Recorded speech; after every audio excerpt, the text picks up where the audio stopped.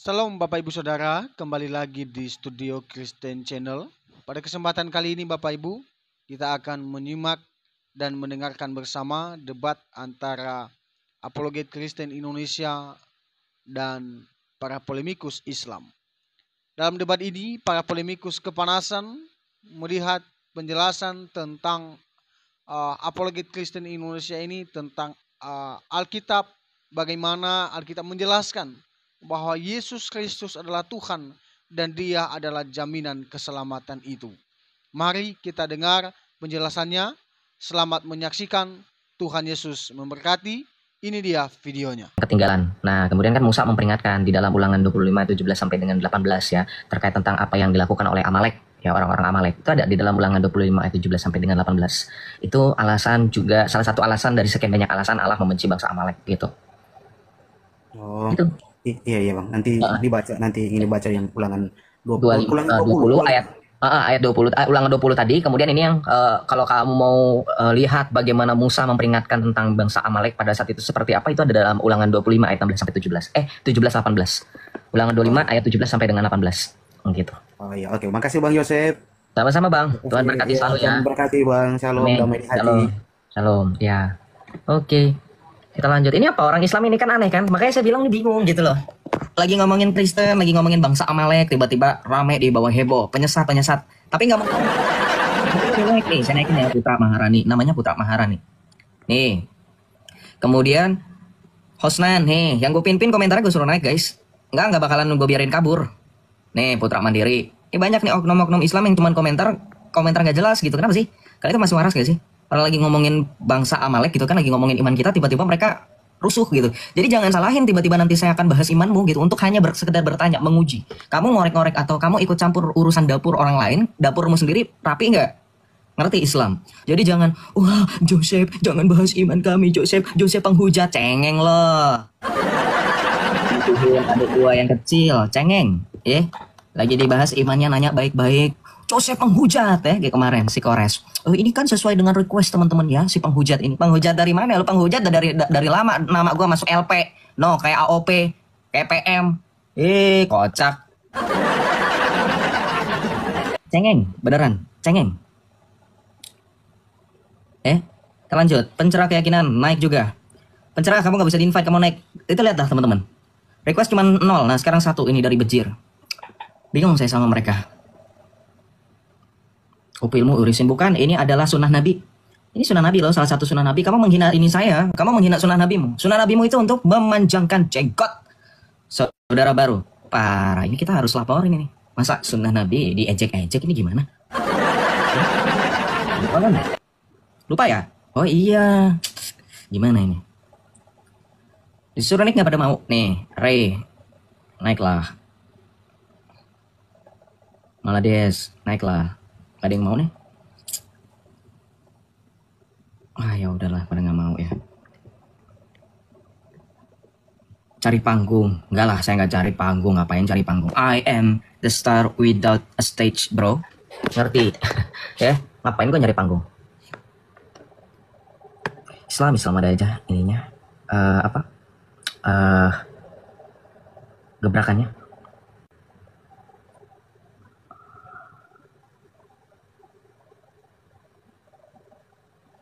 Oke, kita lanjut ya. Ini nggak pada mau naik ya. Udah, saya nanya aja ya. Karena kita mendekati masa Natal, walaupun masih OTW minggu Advent keempat ya. Saya lihat lirik karena saya nggak hafal dengan lagunya. Liriknya apa Joseph? Liriknya nih, Arab gundul. Nih. Ini Holy Night kalau dalam bahasa Inggris. Ya Laila qad iktisa'id binuril barzayna wajah bil nujum fi farhatin bi maulidil masih isja'a yantahidul zolam qad ansyad jundul sama'i nasyidan al-mawjdu lil abil al-rahim. Hey, ini kenapa pada bilang ODGJ? Ini maksudnya Al-Hijr ayat 6, ente majnun. Ya, coba baca Quranmu. Ini nggak mau naik, ini Putra Maharani. Kalau kamu nggak mau naik, peringatan terakhir saya blok loh. Karena buat apa? Buat apa nggak mau naik? Cuman sampah di sini, nggak pernah mau naik kalau setiap saya live. Jadi sampah, buat apa? ente majnun, tau nggak? Gila itu apa bahasa Arabnya? Majnun. Majnun itu siapa? Nah, kamu baca surah Al-Hijr ayat 6. Pakai kolkol bang. Itu bukan kolkolah. Ini masyarakat Indo buat apa nonton, mending out. Justru kamu harus nonton supaya tahu keselamatan, bukan akun fake kayak kamu dengan profile yang fake juga. Bro, wake up. Ini sudah tahun 2024. Stop nge-fake ya. Malu. Oke, kita lanjut ya. Lu aja yang out, betul. Di mana Yesus di umur 12 sampai disalibkan? Izin nanya bang, gak kemana-mana di Israel. Oh, Yesus disalibkan itu kan tercatat di dalam Alkitab. Majnun itu orang dikisahkan, bukan Majnun artinya gila. Oh gitu. Coba baca surah Al-Hijr ayat 6, bro. Jangan denial. Kamu tinggal di mana? Di rumah. Ini nggak ada orang Islam yang berani naik. Oh ya udah, kita doa aja di sini. Jo, live terakhir kenapa ya? Live terakhir itu kena ini. Tap-tap layarnya teman-teman ya, mohon bantuannya ini biar keadaan makin panas. Alkitab dari mana? Dari tradisi para rasul. Apakah orang yang sudah percaya Yesus itu tidak pernah bisa berdosa lagi? Salah. Kecenderungan berdosa masih bisa dilakukan karena punya kehendak bebas. Itu sebab para rasul selalu mengingatkan kita untuk tidak berbuat dosa. Tetapi jikalau kita berdosa, kita punya satu perantara dan kita punya satu pendamai, satu-satunya dengan dosa, segala dosa, yaitu Yesus Kristus. Oleh sebab itu Tuhan Yesus memberikan otoritas pengampunan dosa dengan kuasa Roh Kudus yang diutus kepadanya. Yang diutus kepada para rasul dan penerusnya. Ada di mana Joseph? Injil Yohanes bab 20. Ya, bab 21. Kita baca ya. Bab 20 nih, ayat 16 kita baca. Yohanes, masih keyboard gue masih keyboard Arab, jir. Terimalah Roh Kudus. Jikalau engkau mengampuni dosa orang, maka dosa itu diampuni. Tetapi jika engkau menyatakan dosa itu tetap ada, maka dosa itu tetap ada. Itu ada dalam Yohanes 20 ayat 21 sampai dengan 22. Gitu. Poin yang mau disampaikan apa? Poin yang disampaikan adalah kuasa yang mengikat dari Tuhan Yesus. Kuasa pengampunan dosa. Tadi ada yang minta naik, siapa itu ya? Yang Batman. Gue mau naikin tapi bentar dulu. Gue biasanya ini warming up session dulu. Shalom playing games. Tuki ngapain anjir? Kenapa? Wah Islam. Wah langsung kabur. Ini kebiasaan teman-teman Islam ada apa? Hello. Untung kau udah murtad. Kenapa oknum-oknum Islam ini yang bermasalah, yang problematik, oknum-oknumnya ini kenapa aneh ya? Maksudnya naik cuman buat maki-maki gitu. Itu ajaran kalian ya? Oh. Itu. Lalu gunanya apa Yesus bisa berdosa? Kenyataannya orang yang percaya Yesus masih bisa berdosa. Kamu aneh. Penyaliban Yesus untuk mendamaikan segala dosa, bukannya jadi lisensi untuk kita bebas berbuat dosa. Makanya lu gue suruh naik. Kalau misalnya lu nggak mau naik, cuma bisa typing di bawah, gue mute. Mau bukti? Nih. Nah, udah 16 kali komentar disuruh naik nggak mau. Ini juga sama. Nih, bro, boy, lihat foto profil lu. Lu kan sekolah lu kelihatan ya dari situ ya. Sekolah lu kelihatan lo, badge sekolah lu itu ada di pundak sebelah kanan. Kalau misalkan gue mau jahat, gue aduin lu ke sekolah lu. Emang di sekolah lu nggak ada yang ini, gurunya nggak ada yang Kristen? Hah? Caper. Gue mute ya. Dari tadi ODGJ itu yang ada di dalam surah Al-Hijr ayat 6. Mau STM kayak mau apa kayak nggak ngurus jir. Bocah STM. Makan yang banyak. Latihan forearm, latihan bicep, latihan tricep biar tangan lu nggak ceking kayak gitu. Lihat foto profil lu jelek banget jir.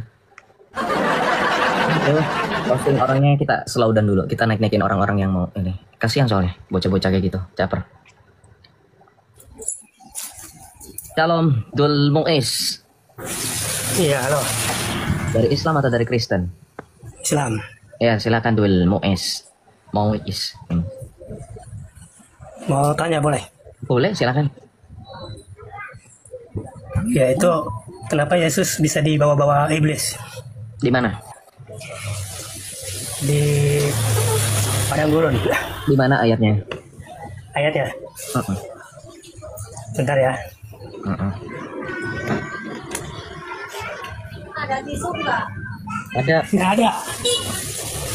Matius 4 1 sampai 11. Yesus kenapa dibawa padang gurun? Baca ayatnya sampai dengan habis. Satu. Yang kedua, Yesus itu manusia seperti kita, tetapi dia bukan hanya manusia biasa. Dia adalah sepenuhnya Allah, sepenuhnya manusia yang disebut dengan alam nafsi dan kalam nafsi. Kenapa dalam kemanusiaannya Yesus dibawa ke padang gurun oleh siapa? Oleh iblis. Baca di situ. Baca di situ. Kenapa selevel Tuhan kok bisa dibawa-bawa iblis gitu loh? Iya, baca coba di situ. Baca apa yang iblis lakukan kepada Yesus. Baca apa yang iblis lakukan kepada Yesus. Kemudian iblis membawanya ke kota suci dan menempatkan dia di hubungan bait Allah. Lalu? Iya. Oh, berisik kamu lagi dagang ya? Kamu berdagang aja fokus harusnya. Tapi nggak apa-apa, saya jawab aja. Karena berisik, kalau nggak berisik nggak apa-apa. Ya. Kalau nggak berisik nggak apa-apa. Tapi kalau misalnya berisik, lebih baik kamu ini mute dulu ya. Oke, kita baca dalam Matius 4 ya. Nih. Jangan bandel, udah disuruh mute. Karena berisik, Pak. Dibilang kalau nggak berisik nggak apa-apa. Nih. Yang bawa Yesus kata dia iblis, padahal yang bawa Yesus bukan iblis, roh. Maka Yesus dibawa oleh roh ke padang gurun untuk dicobai iblis. Nggak usah ngaco lu, ngubah-ngubah ayat kitab suci orang. Ntar gue ubah kitab lu yang katanya suci itu ngamuk gua. Diamuk, digeruduk. Kebiasaan. Nggak mau, baca sesuai dengan apa yang ini. Kan lu bilang katanya apa? Membawa di padang gurun. Benar nggak? Tadi kita semua denger loh. Live ini direkam loh. Nih. Mau lu baca Arabnya? Nih. Baca. Ada ruh kudus yasu'a illa. Nggak ada di sini iblis ah. Nggak ada. Ini baru di iblis. Ini ngapain iblis ini? Baca. Yang membawa Yesus itu bukan iblis. Tetapi roh mana? Roh kudus. Nih. Rohul kudus. Nggak bisa baca kamu. Bahasa-bahasa Indonesia aja remet. Iya bro. Ya. Nggak ngerti. Kemudian kamu tanyakan kenapa Yesus itu dibawa ke... kenapa Yesus dicobai oleh iblis? Kenapa? Boleh baca ini. Nih, Ibrani. Baca. Kita baca dalam Ibrani. Ya, supaya kamu mengerti. Ibrani 1 ayat Ibrani 1. Ibrani 5 ayat yang ke-14. Nih.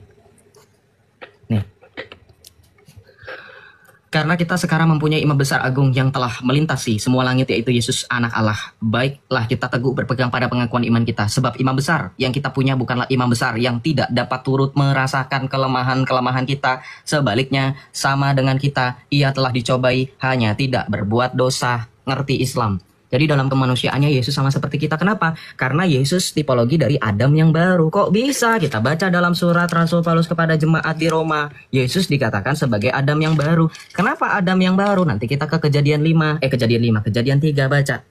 Roma 5. Adam dan Kristus. Kita baca Adam dan Kristus ini ya. Nih. Nah, nih. Kita baca dari ayat 17. Sebab jika oleh dosa satu orang maut telah berkuasa oleh satu orang itu, maka lebih benar lagi mereka yang telah menerima kelimpahan kasih karunia dan anugerah kebenaran akan hidup dan berkuasa oleh karena satu orang itu, yaitu Yesus Kristus. Kenapa? Ya ini, baca. Sungguh pun demikian maut telah berkuasa dari zaman Adam sampai kepada zaman Musa juga atas mereka yang tidak berbuat dosa, dan dengan cara yang sama seperti yang telah dibuat oleh Adam, yang adalah gambaran Dia yang akan datang. Maka tipologi Yesus juga adalah Adam. Ketika Yesus dicobai di padang gurun, itu adalah tipologi Adam. Makanya tadi di Ibrani 5 dikatakan apa? Ia menjadi sama dalam segala hal, termasuk dalam pencobaan-pencobaan. Hanya saja ia tidak berhasil dicobai. Nih. Mana? Nah. Mana Ibrani 5? Nah ini. Baca. Hanya tidak berbuat dosa. Ia telah dicobai, hanya tidak berbuat dosa. Jadi kenapa Yesus dapat ya karena dia dalam keilahiannya juga adalah sungguh manusia. Mana buktinya Yesus sungguh manusia, sungguh Allah? Nih, Kolose 1 ayat 19. Nih.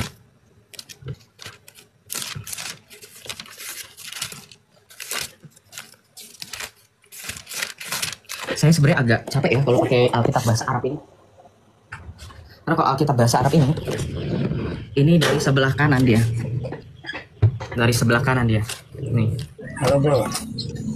Lihat di Ibrani. Kamu udah bilang, saya bilang berisik kok. Kamu nggak ini. Berisik. Kamu lagi jualan kan? Karena kamu lagi di warung kan? Nih baca Kolose. Soalnya berisik bukan apa-apa. Kalau nggak berisik kan dibilang nggak apa-apa.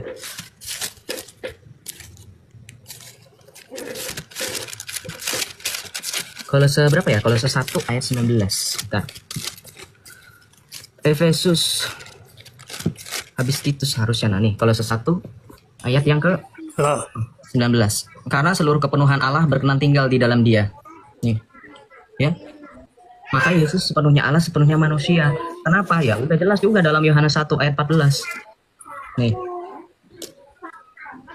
Yohanes 1 ayat 14. Firman itu telah menjadi manusia dan tinggal di antara kita. Nih. Ya. Jadi jelas ya, dalam kemanusiaan Yesus dicobai itu karena apa? Karena dia menjadi sama dalam segala hal. Hanya saja dia tidak berdosa ketika dicobai. Kenapa? Karena iblis tidak berhasil untuk mencobai Yesus. Makanya saya tanya sama kamu, tahu nggak apa yang dilakukan iblis sama Yesus? Iblis itu mengakui Yesus itu sebagai Allah. Nih. Ya. Nih gini bro, halo. Ya, kenapa? Itu yang dibawa iblis kan Udah dibilang 100% manusia dan 100% Tuhannya juga gitu. Dengerin. Kamu tuh nggak nyambungnya siapa yang dibawa iblis? Baca. Yang dibawa iblis siapa? Siapa yang membawa Yesus? Iblis. Mana? Baca. Di ayat 4-nya, Bro. Ayat keempat, jawab Yesus, ada tertulis manusia hidup bukan dari roti saja, tetapi dari setiap firman yang keluar dari mulut Allah. Jeder Islam. Kebiasaan lu ngubah-ngubah ayat orang. Nah, turun deh. Geli. Ya, diskusinya nggak nyambung. Ya. Mending kalau bener. Ini udah beda lain beneran. Ya. Suka ayatnya, suka diubah-ubah. Makanya mereka tuh nuduh Alkitab diubah. Kenapa? Karena mereka punya Alkitab versi mereka sendiri. Yaitu versi buatan mereka. Kitab kita diubah-ubah sesuai dengan kemauan mereka. Coba baca tadi, apa yang dibilang? Di ayat keempat tuh katanya Yesus dibawa sama iblis. Ada nggak di ayat keempat Yesus dibawa sama iblis? Baca. Jawab Yesus, ada tertulis, manusia hidup bukan dari roti saja. Ini Alkitab apa Joseph nih? Ini Alkitab Deuterokanonika. Ya. Nih, saya punya Alkitab yang bahasa Arab. Nih. Nih, ya. Kamu lihat nanti. Sama nggak Matius 4-nya? Kita Matius 4 ayat 4-nya. Kita baca ya. Enak aja ayat kitab suci orang diubah-ubah, giliran digantian, ntar dilapor-laporin, digeruduk, ya nggak? Ya nggak Islam? Benar nggak? Iyalah, jangan denial. Nih, Matius 4 ayat 4. Tuh, tetapi Yesus menjawab, ada tertulis, manusia hidup bukan dari roti saja. Tetapi, mana ayat keempat Yesus dibawa sama iblis? Mana? Kocak. Ya, kita lanjut ya.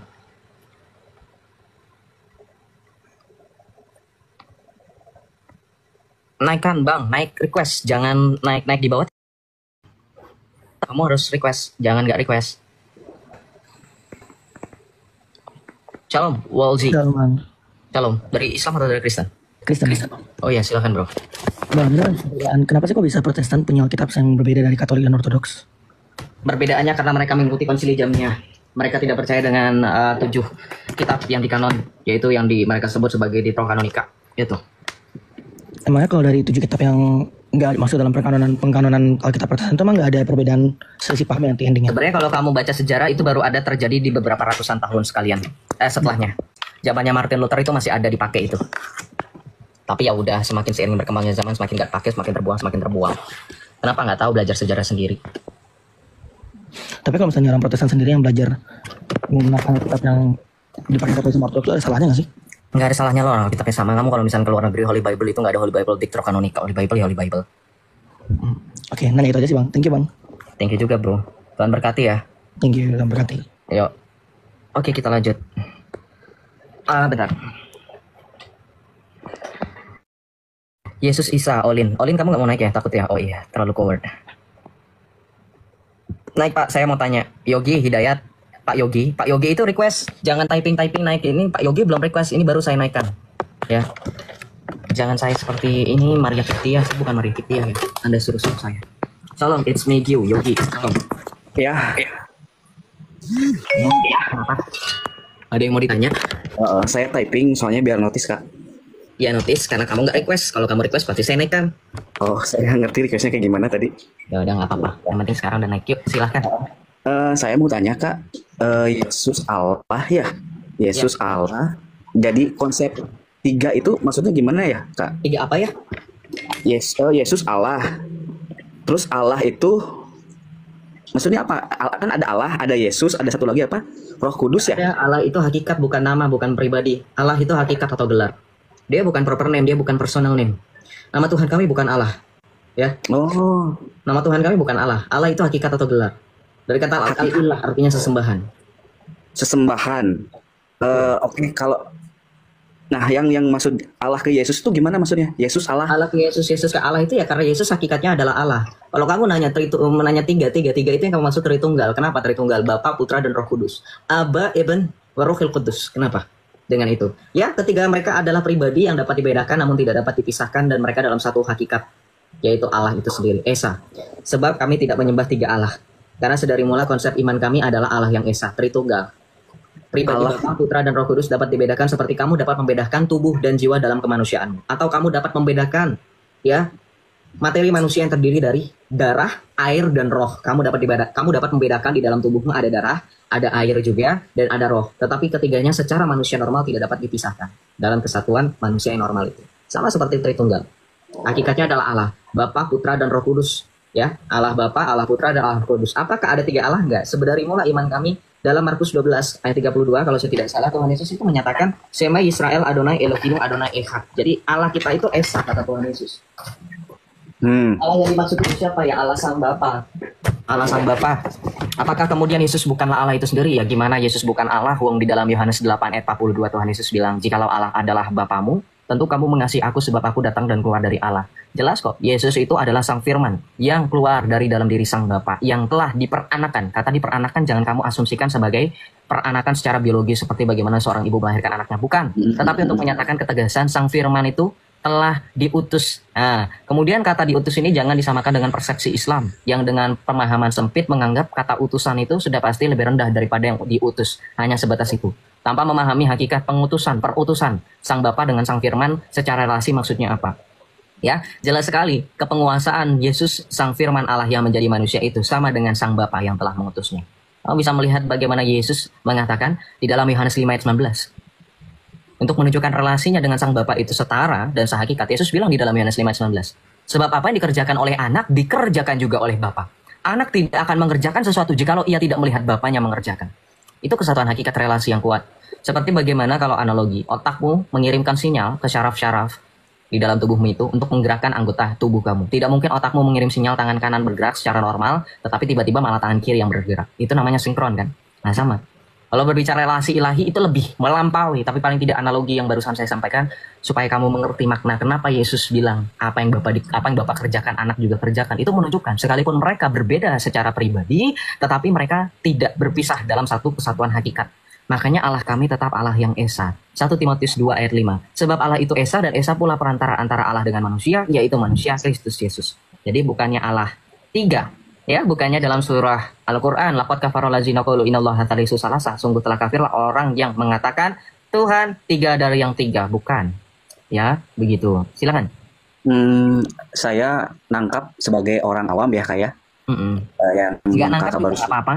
Karena tujuan saya bukan kamu menangkap atau tidak menangkap. Tujuan saya lebih daripada itu. Kalaupun kamu tidak menangkap, anggap saja ya, bukan saya mau menuduh kamu. Setidaknya ada 800 orang lainnya yang mendengarkan. Dan bisa jadi sekian persen dari mereka yang menangkap. Itu ya, no worry lah. Silakan.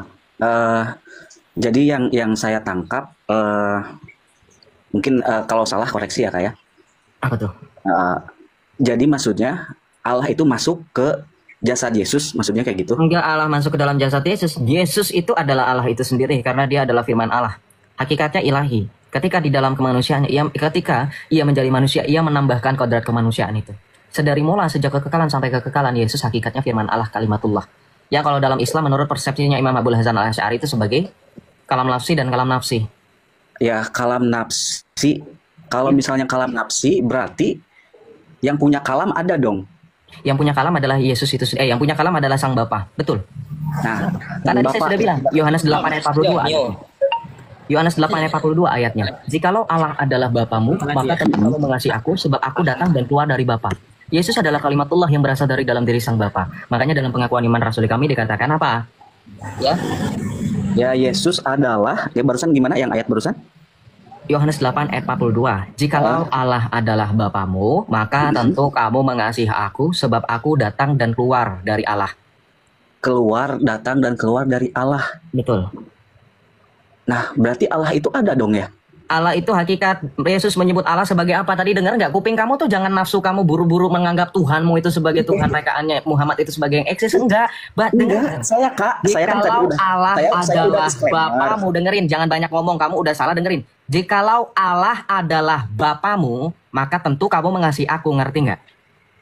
Jadi Allah yang dimaksud siapa? Bapa. Ngerti? Jelas banget loh, saya ulang itu. Kamu kalau percaya baca dalam Yohanes 8 ayat 42. Jikalau Allah adalah Bapamu, maka tentu kamu mengasihi aku sebab aku datang dan keluar dari Bapa. Yesus utusan Bapa, betul, karena dia firman yang keluar. Diperanakan oleh Sang Bapa sebelum segala abad. Betul, kan tadi saya sudah jelaskan. Yesaya 53 ayat 11 dalil. Demikianlah firman yang keluar dari mulutku, ia tidak akan kembali dengan sia-sia, melainkan berhasil dari apa yang akan kusuruhkan kepadanya. Kan gitu. Untuk menunjukkan apa? Sekali lagi, Sang Firman ini kepemilikan dari Bapa. Betul. Tapi perhatikan, dalam Yohanes 16, kita baca ya, makanya dengerin. Dalam Yohanes 16, kan tadi saya sudah bacakan Yohanes 5 ayat 19. Ketika Tuhan Yesus menyatakan, Sebab apa yang dikerjakan oleh Bapa dikerjakan juga oleh Anak untuk menunjukkan kesatuan hakikat. Nah, di dalam Yohanes 16 ayat yang ke-15 dikatakan apa? Segala sesuatu yang Bapa miliki adalah milikku, kata Tuhan Yesus. Sebab itu, aku berkata, ia akan memberitakan kepadamu apa yang diterimanya dari aku. Ini ketika Tuhan Yesus mengutus Roh Kudus di dalam Yohanes 16. Maka di ayat 15 ini jelas bahwa apa yang Bapa miliki, Tuhan Yesus miliki sebagai kepemilikan firman kesatuan hakikat dengan dengan Sang Bapa. Makanya dalam pengakuan iman rasuli kami, Rizal Motor, thank you sudah open cam. Mungkin kamu bisa bantu baca dalam tulisan frasa bahasa Arab ini. Yang di bagian ini kalau misalnya kamu nggak tahu mengenai kepemilikan, langsung tutup kamera, malu ya. Jangan kabur ya. Saya minta suruh baca, silakan. Joseph, Yes. kapasitas Anda untuk mengetes-ngetes saya baca Al-Quran itu nggak ada. Ya sudah.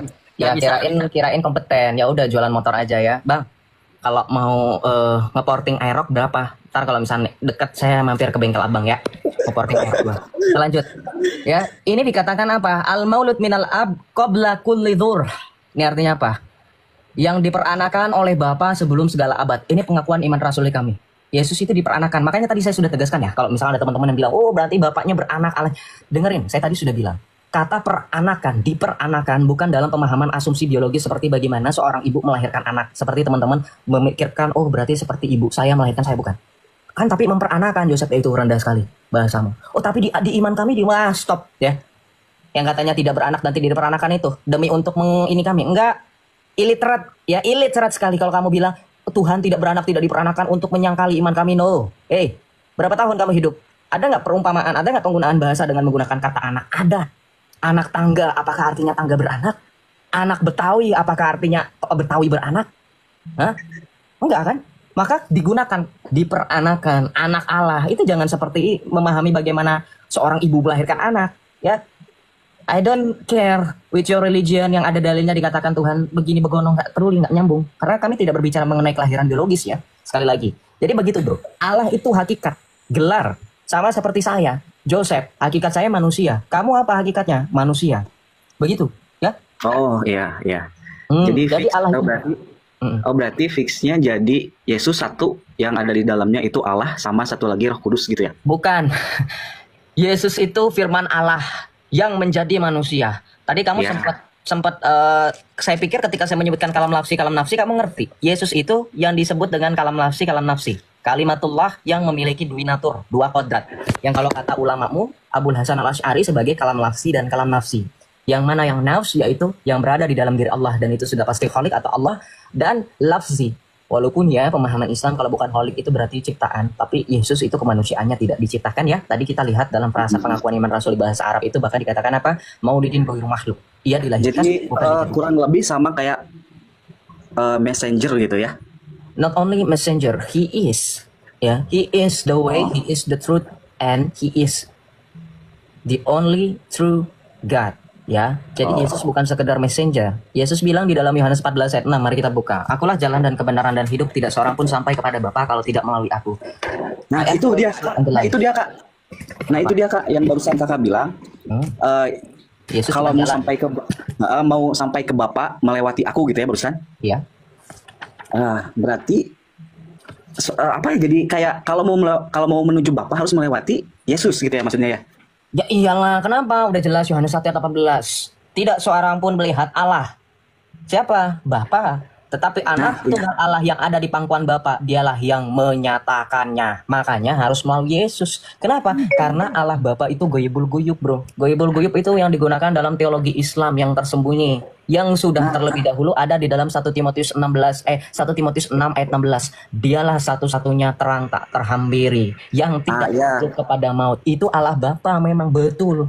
Karena barusan Bapa yang menjadi manusia. Barusan kakak bilang kalau mau ketemu Allah harus melalui Yesus. Kalau mau ketemu Sang Bapa, kalau mau bersatu dengan Sang Bapa, jangan Allahmu mulu. Ini kayaknya kamu masih dalam otak pemikiran kamu Allahmu ya Allahmu nggak dikenal di sini, bukan ilah yang benar. Enggak, Kak. Barusan saya nangkep kakak bicara seperti itu, seriusan. Makanya kalau saya salah koreksi ya maksudnya. Salah. Saya bilang begini, dengerin makanya, jangan nafsu kamu tuh gede. Enggak nafsu Kak, saya mau santai orangnya. Bukan masalah seksual, tetapi kamu ingin berbantah-bantahan, dengerin. Saya dari tadi sudah menjelaskan, ketika saya membacakan Yohanes 14 ayat 6, akulah jalan dan kebenaran dan hidup, tidak seorang pun sampai kepada Bapa kalau tidak melalui aku, itu untuk merujukkan bahwa tidak seorang pun sampai kepada Sang Bapa, karena Sang Bapa ini adalah pribadi eksistensi yang transenden, yang tidak tergapai. Makanya melalui Sang Putra, Yesus Kristus, firman Allah. Maka di dalam Ibrani 1 ayat ke-1 dikatakan apa? Setelah pada zaman dahulu Allah berbicara kepada kita dengan perantaraan nenek moyang dan nabi-nabi, maka pada zaman akhir ini ia berbicara kepada kita dengan perantaraan anaknya yang tunggal, yaitu Yesus Kristus. Oh, pada bilang nggak nyambung, gue bawa Nur Muhammad lu. Ya, teman lu pada bilang nggak nyambung, lu juga gue rasa udah dijelasin berkali-kali nggak nyambung. Gue tanya dulu deh, gue mau bahas Nur Muhammad nih. Ini kalau bahas Nur Muhammad, gue rasa lu pada ngerti nih. Islam tadi bahas Nur Muhammad, pada kejang-kejang di bawah. Bosen gue bahas Nur Muhammad mulu. Mau? Yang Kristen udah bosen di room gue, sumpah pada nggak jelas jawaban Nur Muhammad beneran. Mau bahas Nur Muhammad nih? Hah? Nanya ke siapa, Kak? Kamu setuju nggak perwakilan dari Islam bahas Nur Muhammad? Kamu tahu nggak? Oh, enggak, gini Kak. Saya disclaimer dulu ya Kak ya. Pertama, saya sekolah di Mardiwana. Teman-teman saya ada yang Katolik, Kristen, Protestan. Jadi saya tuh nggak pernah nyenggol ini itu. Cuman akhir-akhir ini saya mempertanyakan itu aja. Kebetulan Kakak live ada ruang diskusi untuk ini ya, saya coba gitu Kak. Oh, oke. Jadi saya nggak masalah sih sebenarnya. Masing-masing aja lah Kakak dengan agamanya. Di mana? Di Sukabumi Kak. Sukabumi. Oh ya udah. Jadi yang mau dipertanyakan tadi dilanjutkan apa? Enggak, saya bukan hanya mempedulikan kamu juga, tetapi teman-teman Islam di kolom komentar yang kasihan kayaknya mereka pemahamannya terlalu gimana gitu. Dan saya juga nilai kamu nggak nyampe-nyampe, dalam artian nggak paham-paham. Setelah saya jelaskan juga pakai dalil loh ya, bukan asumsi pribadi, opini pribadi, saya rangkai-rangkai kata-katanya, bukan. Saya tidak jago merangkai kata ya. Ya, mungkin dengan saya kurang paham, mungkin saya tidak. Nggak, bukan kurang paham, maksudnya gini loh, pemikiran Anda ketika ingin membahas tentang Yesus harus dilepas dulu dengan iman Anda, karena memang iman Anda akan sulit menerima bahwa Yesus adalah Tuhan, karena memang dalam Islam Yesus bukan Tuhan secara denial.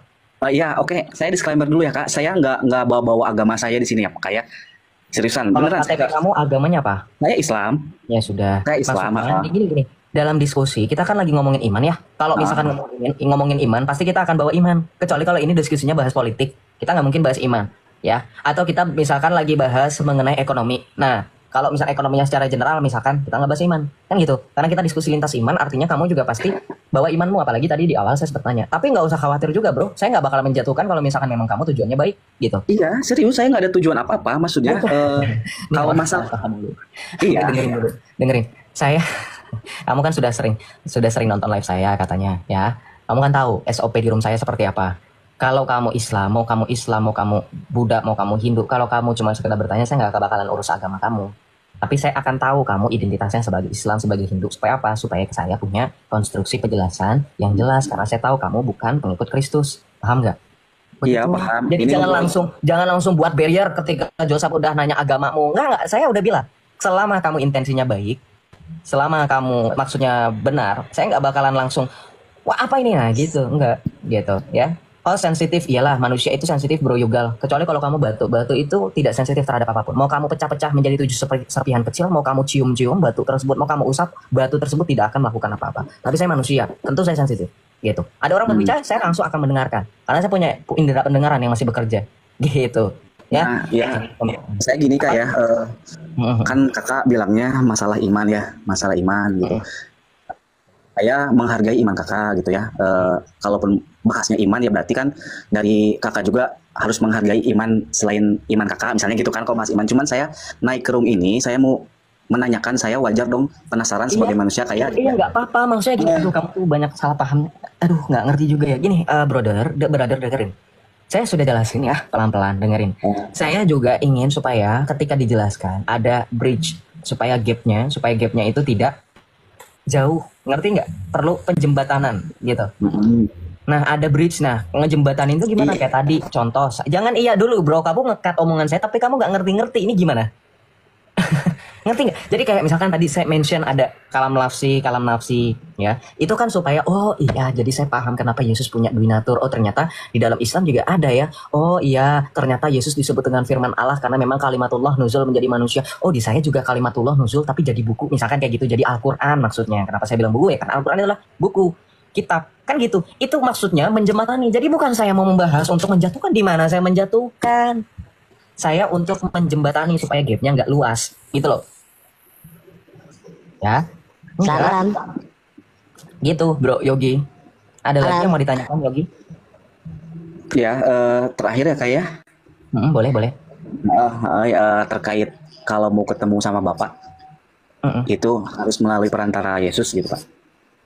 Karena Yesus adalah tajalli syuhudi, manifestasi konkret dari Allah Sang Bapa. Itu sebab Yesus bilang di dalam Yohanes 14 dengan pertanyaan Filipus, tunjukkanlah kepada kami Bapa, itu Yesus bilang. Ya, ketika Rasul Filipus bertanya, tunjukkanlah kepada Bapa, itu saja sudah cukup. Yesus bilang apa? Barang siapa telah melihat aku, ia telah melihat Bapa. Kenapa? Ya karena tajalli syuhudi dari Allah Sang Bapa, yaitu Sang Firman-Nya yang telah nuzul menjadi manusia, satu-satunya putra tunggalnya, His only begotten Son. Makanya hanya melalui Yesus sebagai perantara kita kepada Sang Bapa. Karena tidak akan mungkin kita sampai kepada Bapa secara mandiri, karena 1 Timotius 6 ayat 16 dikatakan apa? Dialah satu-satunya terang tak terhampiri yang tidak takluk kepada maut, yang bersemayam. Jadi tidak mungkin sampai kepada Bapa kalau tidak melalui perantara Sang Firman. Ini Islam ini yang satu ini tidak bisa tertib. Ada orang lagi menjelaskan, open mic sendiri. Diam, otak cerdas abis ini. Begitu Kak Yogi. Jadi memang harus melalui Yesus Kristus gitu. Berarti ada momennya kita nanti ketemu Bapak dong Kak. Betul, secara kondisi yang sempurna di sorga, ketemu Allah Tritunggal Maha Kudus, Bapa, Firman, dan Roh Kudus. Aba, Ibn, Waruh Kudus. Berarti sama setelah beres kehidupan kita di dunia gitu maksudnya Kak? Setelah beres kehidupan di dunia, enggak, kalau misalnya berbicara mengenai kehidupan di dunia kita baru bertemu dengan Allah sih sebenarnya agak kurang tepat ya. Secara sempurna, bertatap muka dengan muka seperti dalam surat Rasul Yohanes, betul. Tapi kalau secara kehadiratnya, hadirat Allah selalu ada. Kenapa? Karena Tuhan Yesus sendiri mengatakan, di mana 2-3 orang berkumpul demi namaku, aku akan hadir di tengah-tengah mereka. Hadirat Allah itu omnipresent, maha hadir. Makanya kami umat Katolik, kalau kamu dulu di sekolah Mardiwana ada Ekaristi, itu adalah kehadiran Yesus Kristus, tubuh, jiwa, darah, dan keilahian Yesus Kristus yang hadir di sakramen Maha Kudus. Kalau kamu dulu sekolah di Mardiwana, itu karena itu sekolah Katolik kan, gitu. Iya, sekolah Katolik. Gitu. Itu tiap hari loh orang Katolik bertemu dengan juru selamatnya di dalam sakramen Maha Kudus. Gitu. Ada lagi, kamu sudah dipanggil karena sudah masuk waktu Isya, harusnya kamu segera menyegerakan diri kamu untuk pergi ke surau atau masjid atau musola untuk beribadah. Oke Kak. Udah waktu sholat. Thank you Kak ya. Yuk, sama. Tuhan berkati. Ya, silakan otak cerdas. Mau sholat dulu atau bagaimana? Ya, selamat malam Pak. Selamat malam. Ini suaranya beneran kayak gini ya? Iya benar, agak serak-serak bahasan. Serak-serak bahasa? Enggak, ini namanya mencit-mencit kejepit, bukan serak-serak bahasa. Tapi Udah, apa? udah capek. Jadi Yesus itu Allah ya Pak ya? Betul, kalimatullah. Fil bad'i kanal kalimatu wa kanal kalimatu indallah wa kanal kalimatullah. Fil bad'i.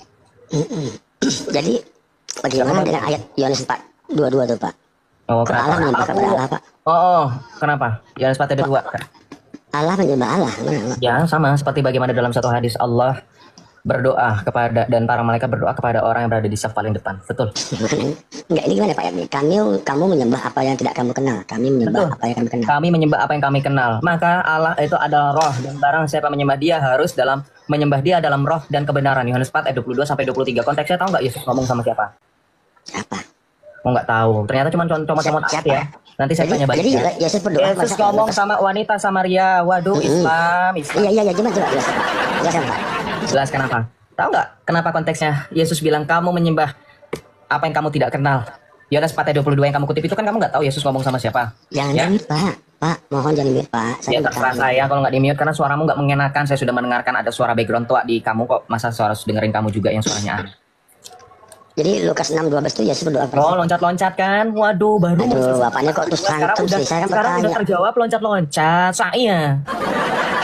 Aduh, bapaknya belum ada jawaban loh Pak. Belum ada jawabannya loncat-loncat Lukas 6. Udah beda jawaban tuh, Bro. Udah turun aja. Sakit suara ini gua. Sakit. Enggak demen suaranya.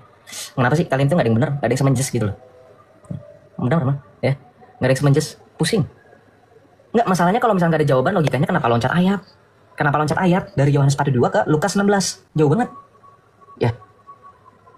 Logika ya, tapi nggak apa-apa. Kita lanjut.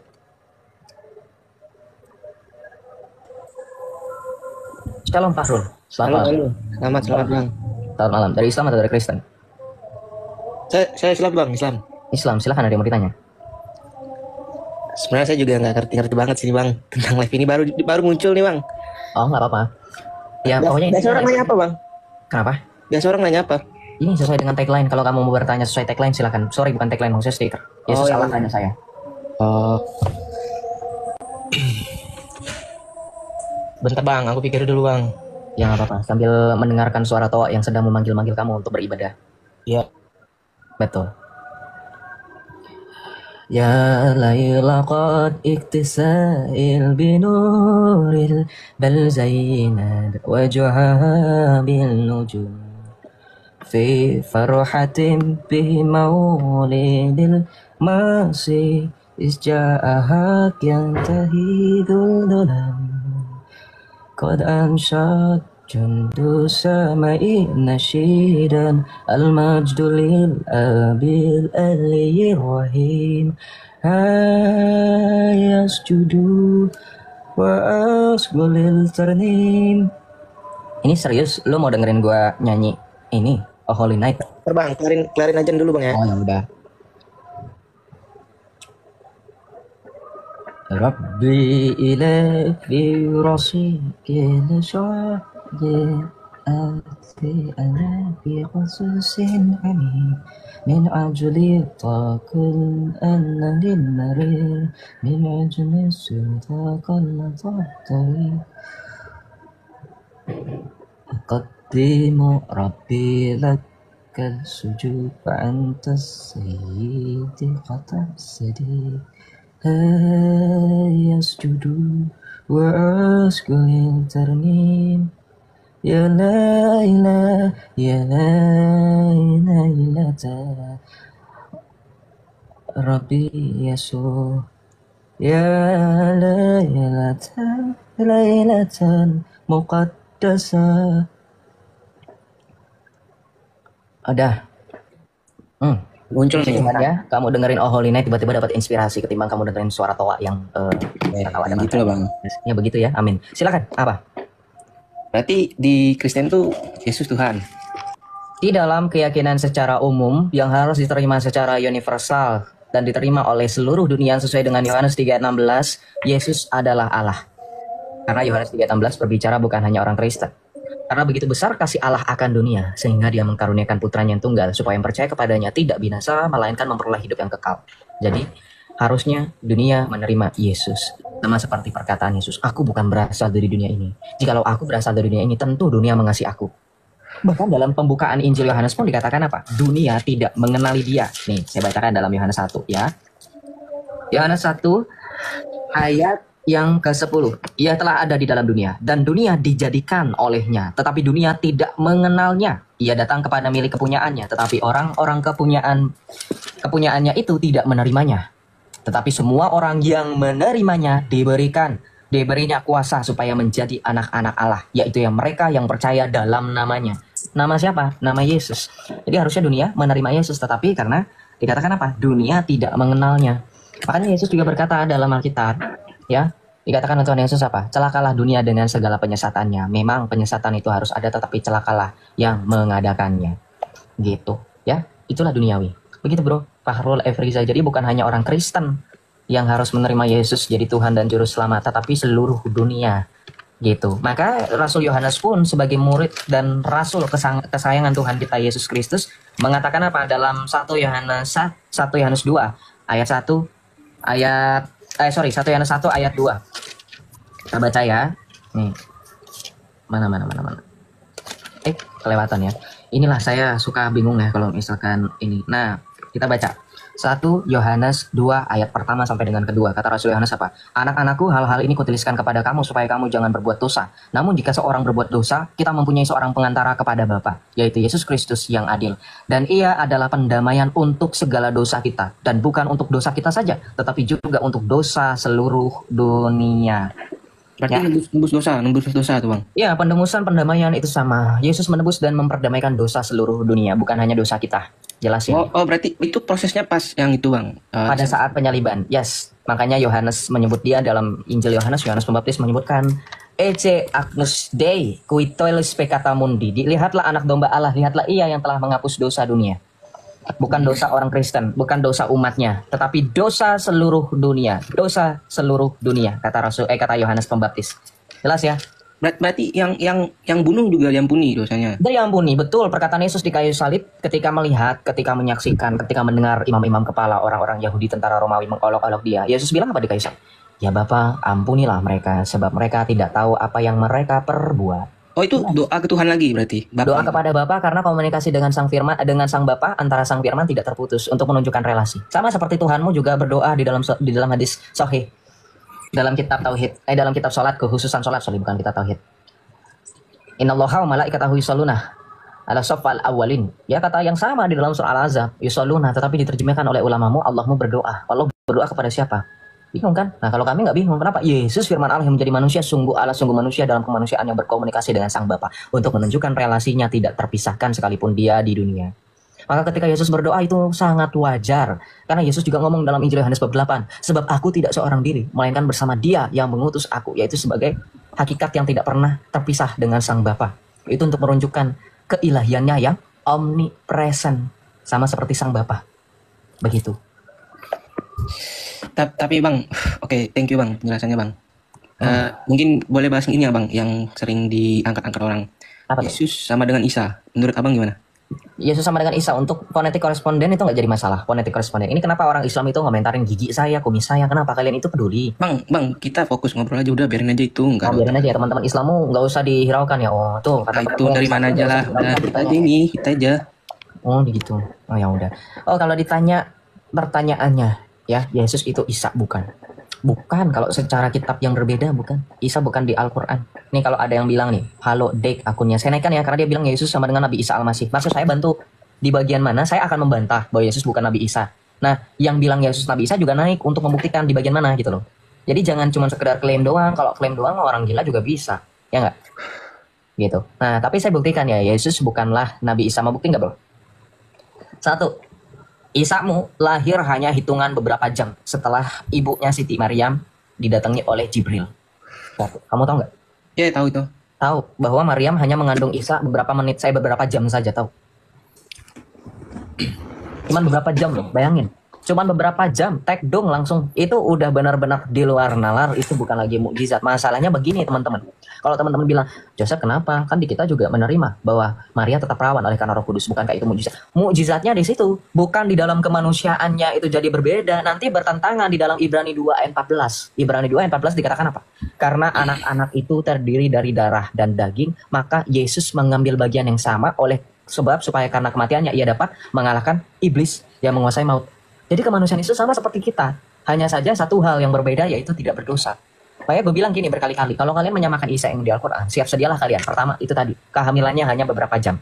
Ya. Yang kedua, nah saya mute. Saya blokir dulu akun yang useless ya. Cuman ini doang. Cuman serang personal. Nggak berani naik maksudnya. Nggak berani untuk bantah. Gak apa-apa kan ya bro ya. Daripada nyampah. Kasihan nama Islam jadi tercoreng sama mereka. Irfan Asma'u juga sama nih. Nah, bicara tanpa literasi, oh beneran mau ditunjukin literasinya. Lu jangan pada ngamuk ya, gue tunjukin literasinya ya, tentang Isa ya. Bentar, gue tunjukin. Bosan orang-orang.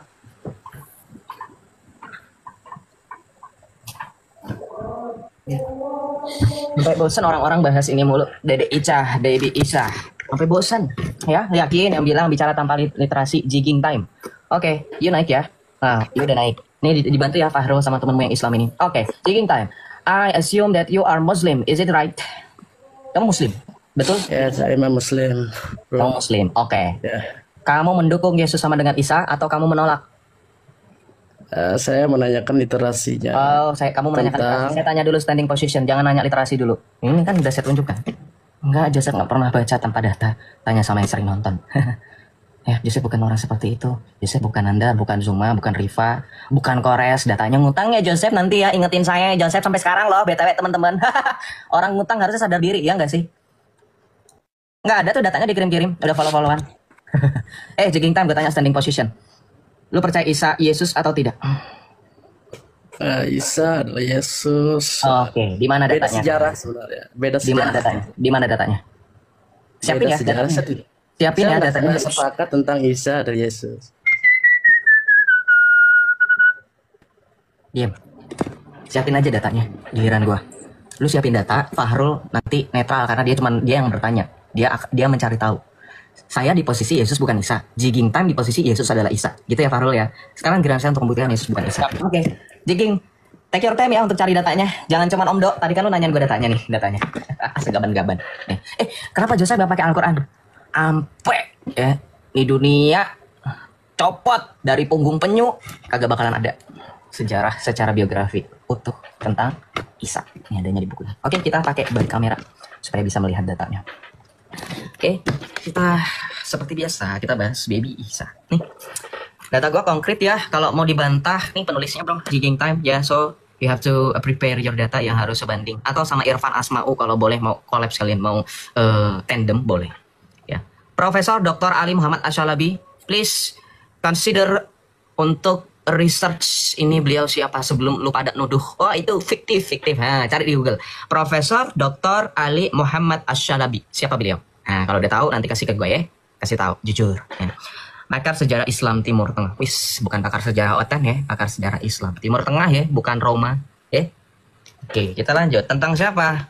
Tentang Isa. Nggak boleh Isa.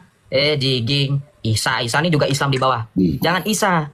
Pronunciation yang benar, Isa kalian itu pakai ain, bukan pakai alif. Berapa tahun lo hidup dari Islam gak tahu. Nih, lihat kaligrafinya. Pakai ain, bukan pakai alif. Botol. Jadi kalau kamu mau nulis, nih saya kasih tahu nulis bagaimana Indonesianya atau huruf abjad normalnya. Pakai corak dulu. Nih, pakai corak. Isa baru. Nggak seperti ini salah. Ini pakai alif jadinya, bukan pakai ain. Islam berapa tahun lo? Gue yang murtad aja tahu. Sepele. Iyalah sepele. Tapi masalahnya ini ada di dalam lu punya iman. Kena lo. Oke, kita lanjut ya. Ini buku ini jelas. Ini gue langsung. Gue tanya dulu, tektokan aja jigging ya, pakai data OpenCam atau sebutin aja kalau lo nggak bisa OpenCam. Harusnya tahu ya bagaimana cara menyebutkan data, mengutip gitu ya, kutipan gitu ya. Di mana Isa lahir? Di mana Isa lahir? Kalau memang Yesus dan Isa sama, sebutkan dalil atau referensinya di mana. Silakan. Isa lahir di mana?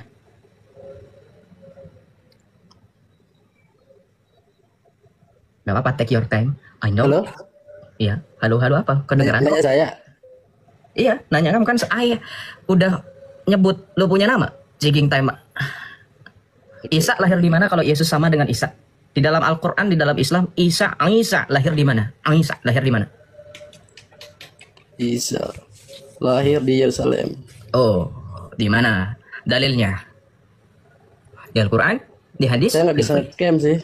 Nggak perlu on cam, dengerin. Saya tahu kamu tidak atau belum bisa on cam karena followers kamu. Cukup sebutkan. Ya, Saya kasih tahu caranya. Oh, Isa lahir di Yerusalem, di Bethlehem, di mana? Di surah An-Nihil, misalnya gitu ya. Surah An-Nihil atau surah Al-Impossible, misalkan kayak gitu. Ya, kayak gitu. Kalau misalnya ada, makanya saya pakai contohnya Nihil atau Impossible. Kamu nggak ngerti.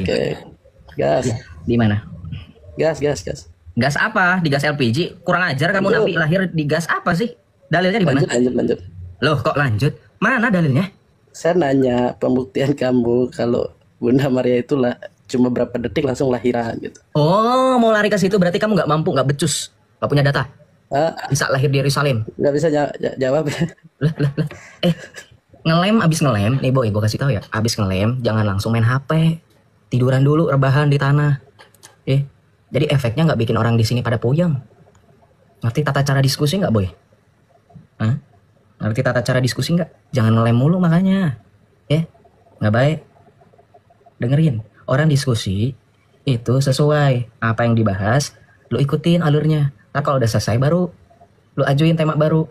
Jangan lu datang tiba-tiba orang lagi ngomong A, lu ngomong Z, ketahuan banget lagi ngelem. Ya. Tapi ntar gue bakal tunjukin itu lahir berapa jam, lu stay aja di sini. Makanya kalau lu stay, lu tunjukin dulu. Siapa suruh lu jawab Isa lahir di Yerusalem. Atau kita pakai fitur call a friend. Call a friend, Irfan Asma'u, hello, Jibril talking. Tahu nggak jawabannya? Isa lahir di Yerusalem. Dalilnya di mana? Halo. Ya. Thank you for calling Jibril. This is Jibril speaking. How may I assist you? Di mana Jibril? Di mana Jibril? Di mana Isa lahir di Yerusalem? Dalilnya di mana? Joseph. Yes. Joseph. No, this is Jibril. I don't recognize Joseph. Joseph. Saya mau tanya kamu. Yes. Itu judulnya, temanya. Saya mau tanya.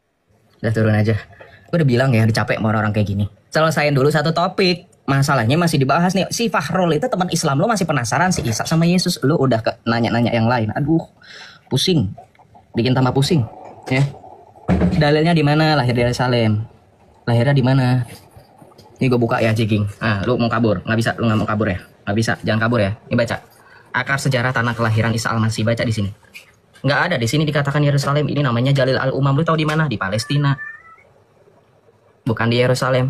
bukan di Yerusalem yang ada di Palestina, bukan Jalil Al-Umam. Salah. Catot. Pede lagi. Ya. Bukan ya. Bukan bro. Ini kalau ditanya dalilnya di Al-Quran mana nggak tahu. Jangan nanya gua, nggak ada. Ini asumsi semua. Dia memang harus diakui. Kenapa? Karena ulama kalian memang dalam menentukan sejarah tentang Isa bingung sampai harus ngutip-ngutip Injil, Alkitab. Nanti kita buktikan. Nih. Tuh. Ya kita tanya nih, dari mana mereka mengenal daerah-daerah seperti ini tuh. Ada Magdal, ada Kafarnaum, ada Tobari. Tobari tau nggak apa? Danau Tiberias. Nih, ada Kafarnaum, tahu kamu Kafarnaum. Ini ada nggak di Al-Quran kamu? Ente. Beneran kalau nggak percaya lu buktiin deh. Kalau misalnya lu buktiin, gue akuin lu bisa ngalahin Joseph dalam artian argumentasinya.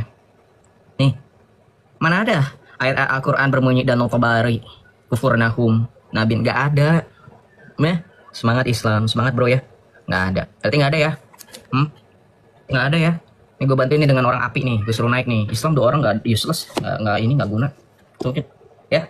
Oke, terus mau bahas kehamilannya hanya beberapa jam saja. Oke. You ask them, you shall receive. Ya, masa sih kelas Joseph ngomongnya nggak pakai data. Oke, kita baca ya di sini ya. Bro, gue minta tolong lo open mic bacain yang gue tunjukin pakai pulpen. Bacain. Open mic bro, Jiging. Bro, open mic. Udah gue suruh open mic, Jiging. Jig. Wah, nggak berani pengecut ya. Ya udah Farul. Minta tolong dong bacain dong, Farul. Open mic. Bang.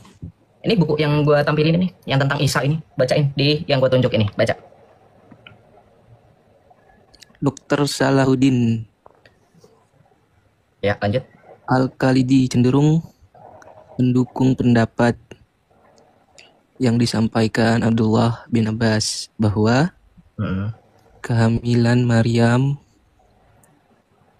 dengan Isa Al-Masih tidak lebih dari beberapa jam. Mukjizat. Hah? Mukjizat berarti? Mukjizat.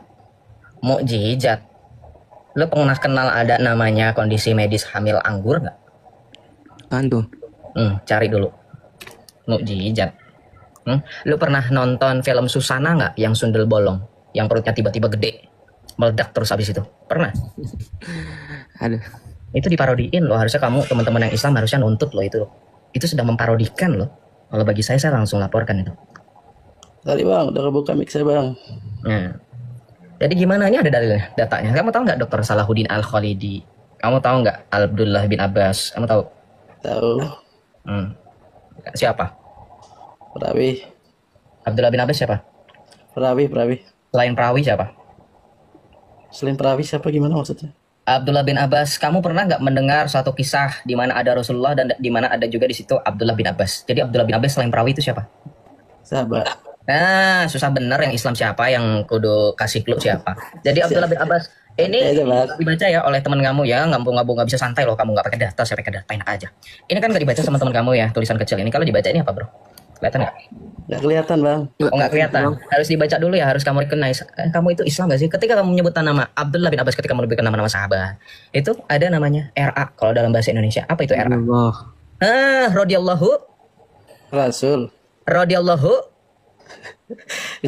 Nggak usah ditanya lah orang Islam bang. Oh nggak usah ditanya, nggak usah cengengesan. Radhiyallahu.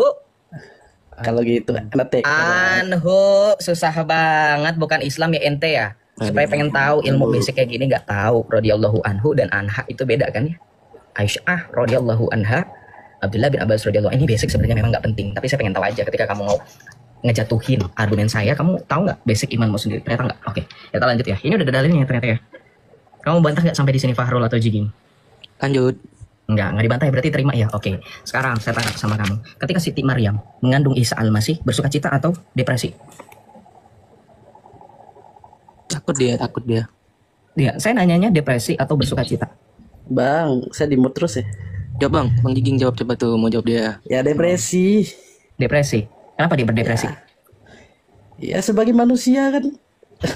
Jadi tapi saya disclaimer yang tadi tuh mas ya, tentang dikatakan dalil itu bukan dalil, itu pendapat. Beda itu pendapat. Dalil itu apa? Arti dalil apa? Dalil itu kalau kami di Muslim itu bentuknya Al-Quran dan hadis. Oh pembohong. Jelaskan apa itu dalil akli. Dalil akli itu pendapat para ulama. Ya udah diam, makanya gue nggak mau lu banyak ngomong, nipu, ngebohong.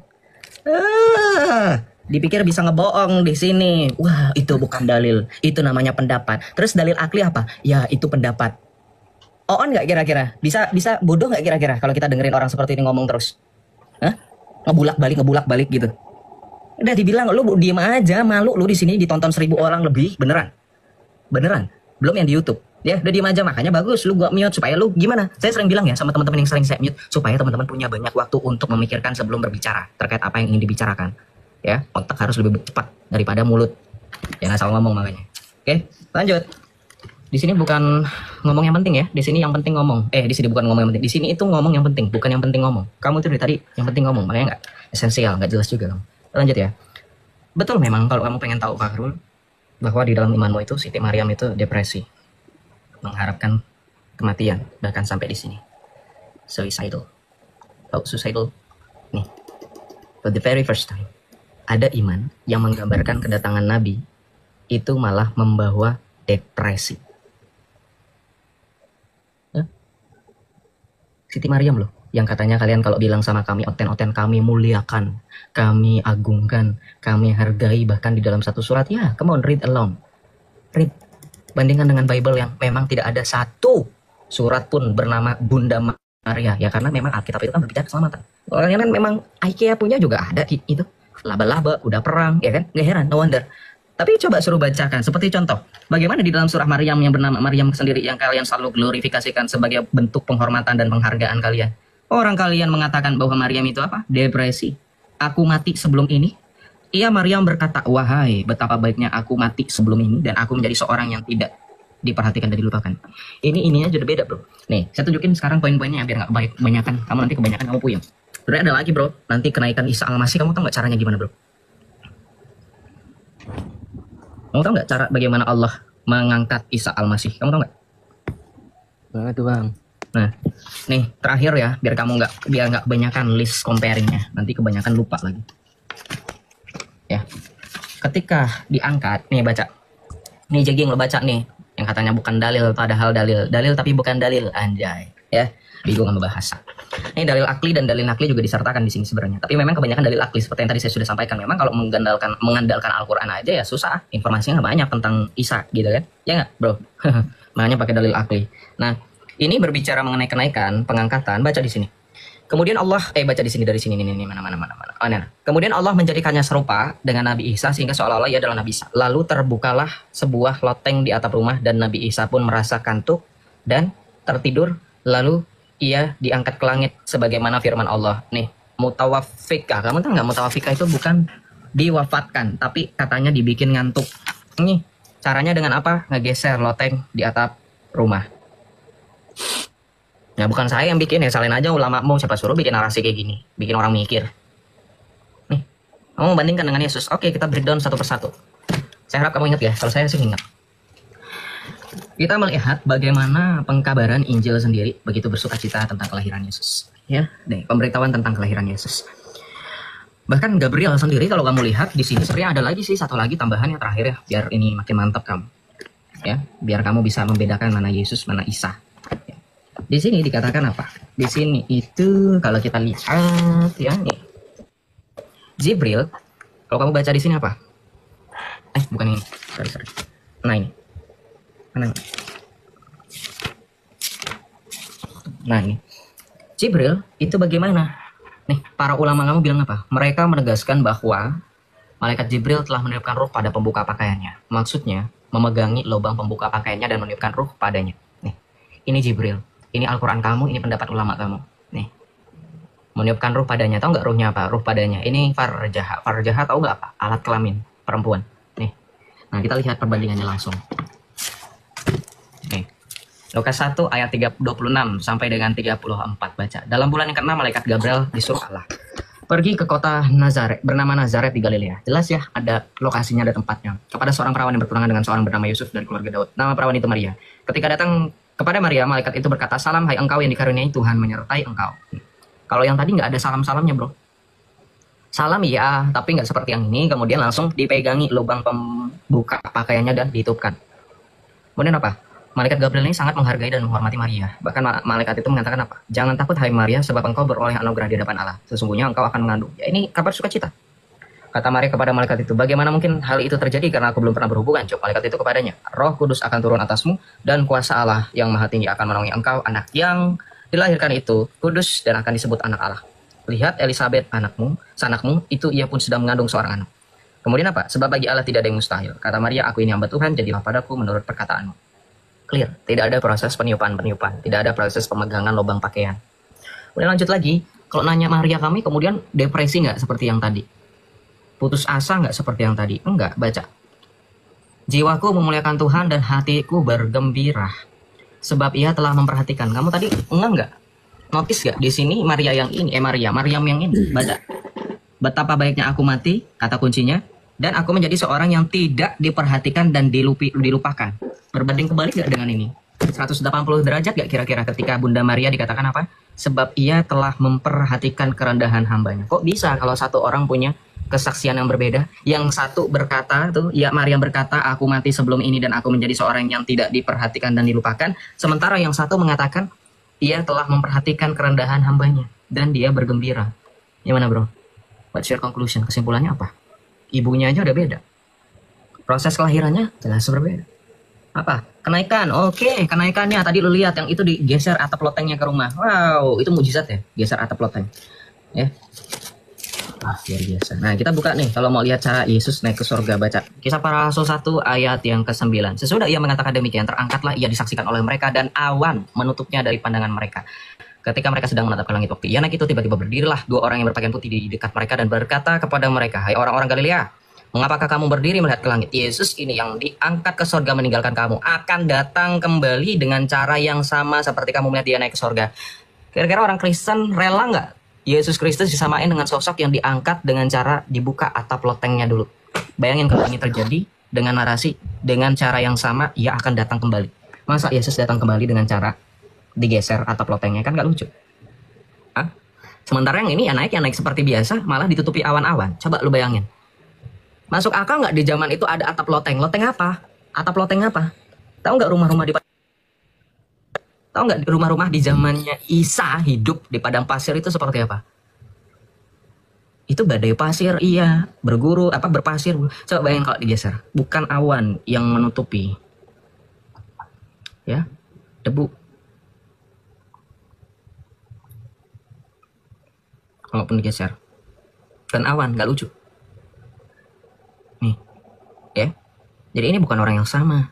Boleh lagi ngomongin soal kisahnya, tentang mukjizatnya, kuasa ilahinya. Beda bro.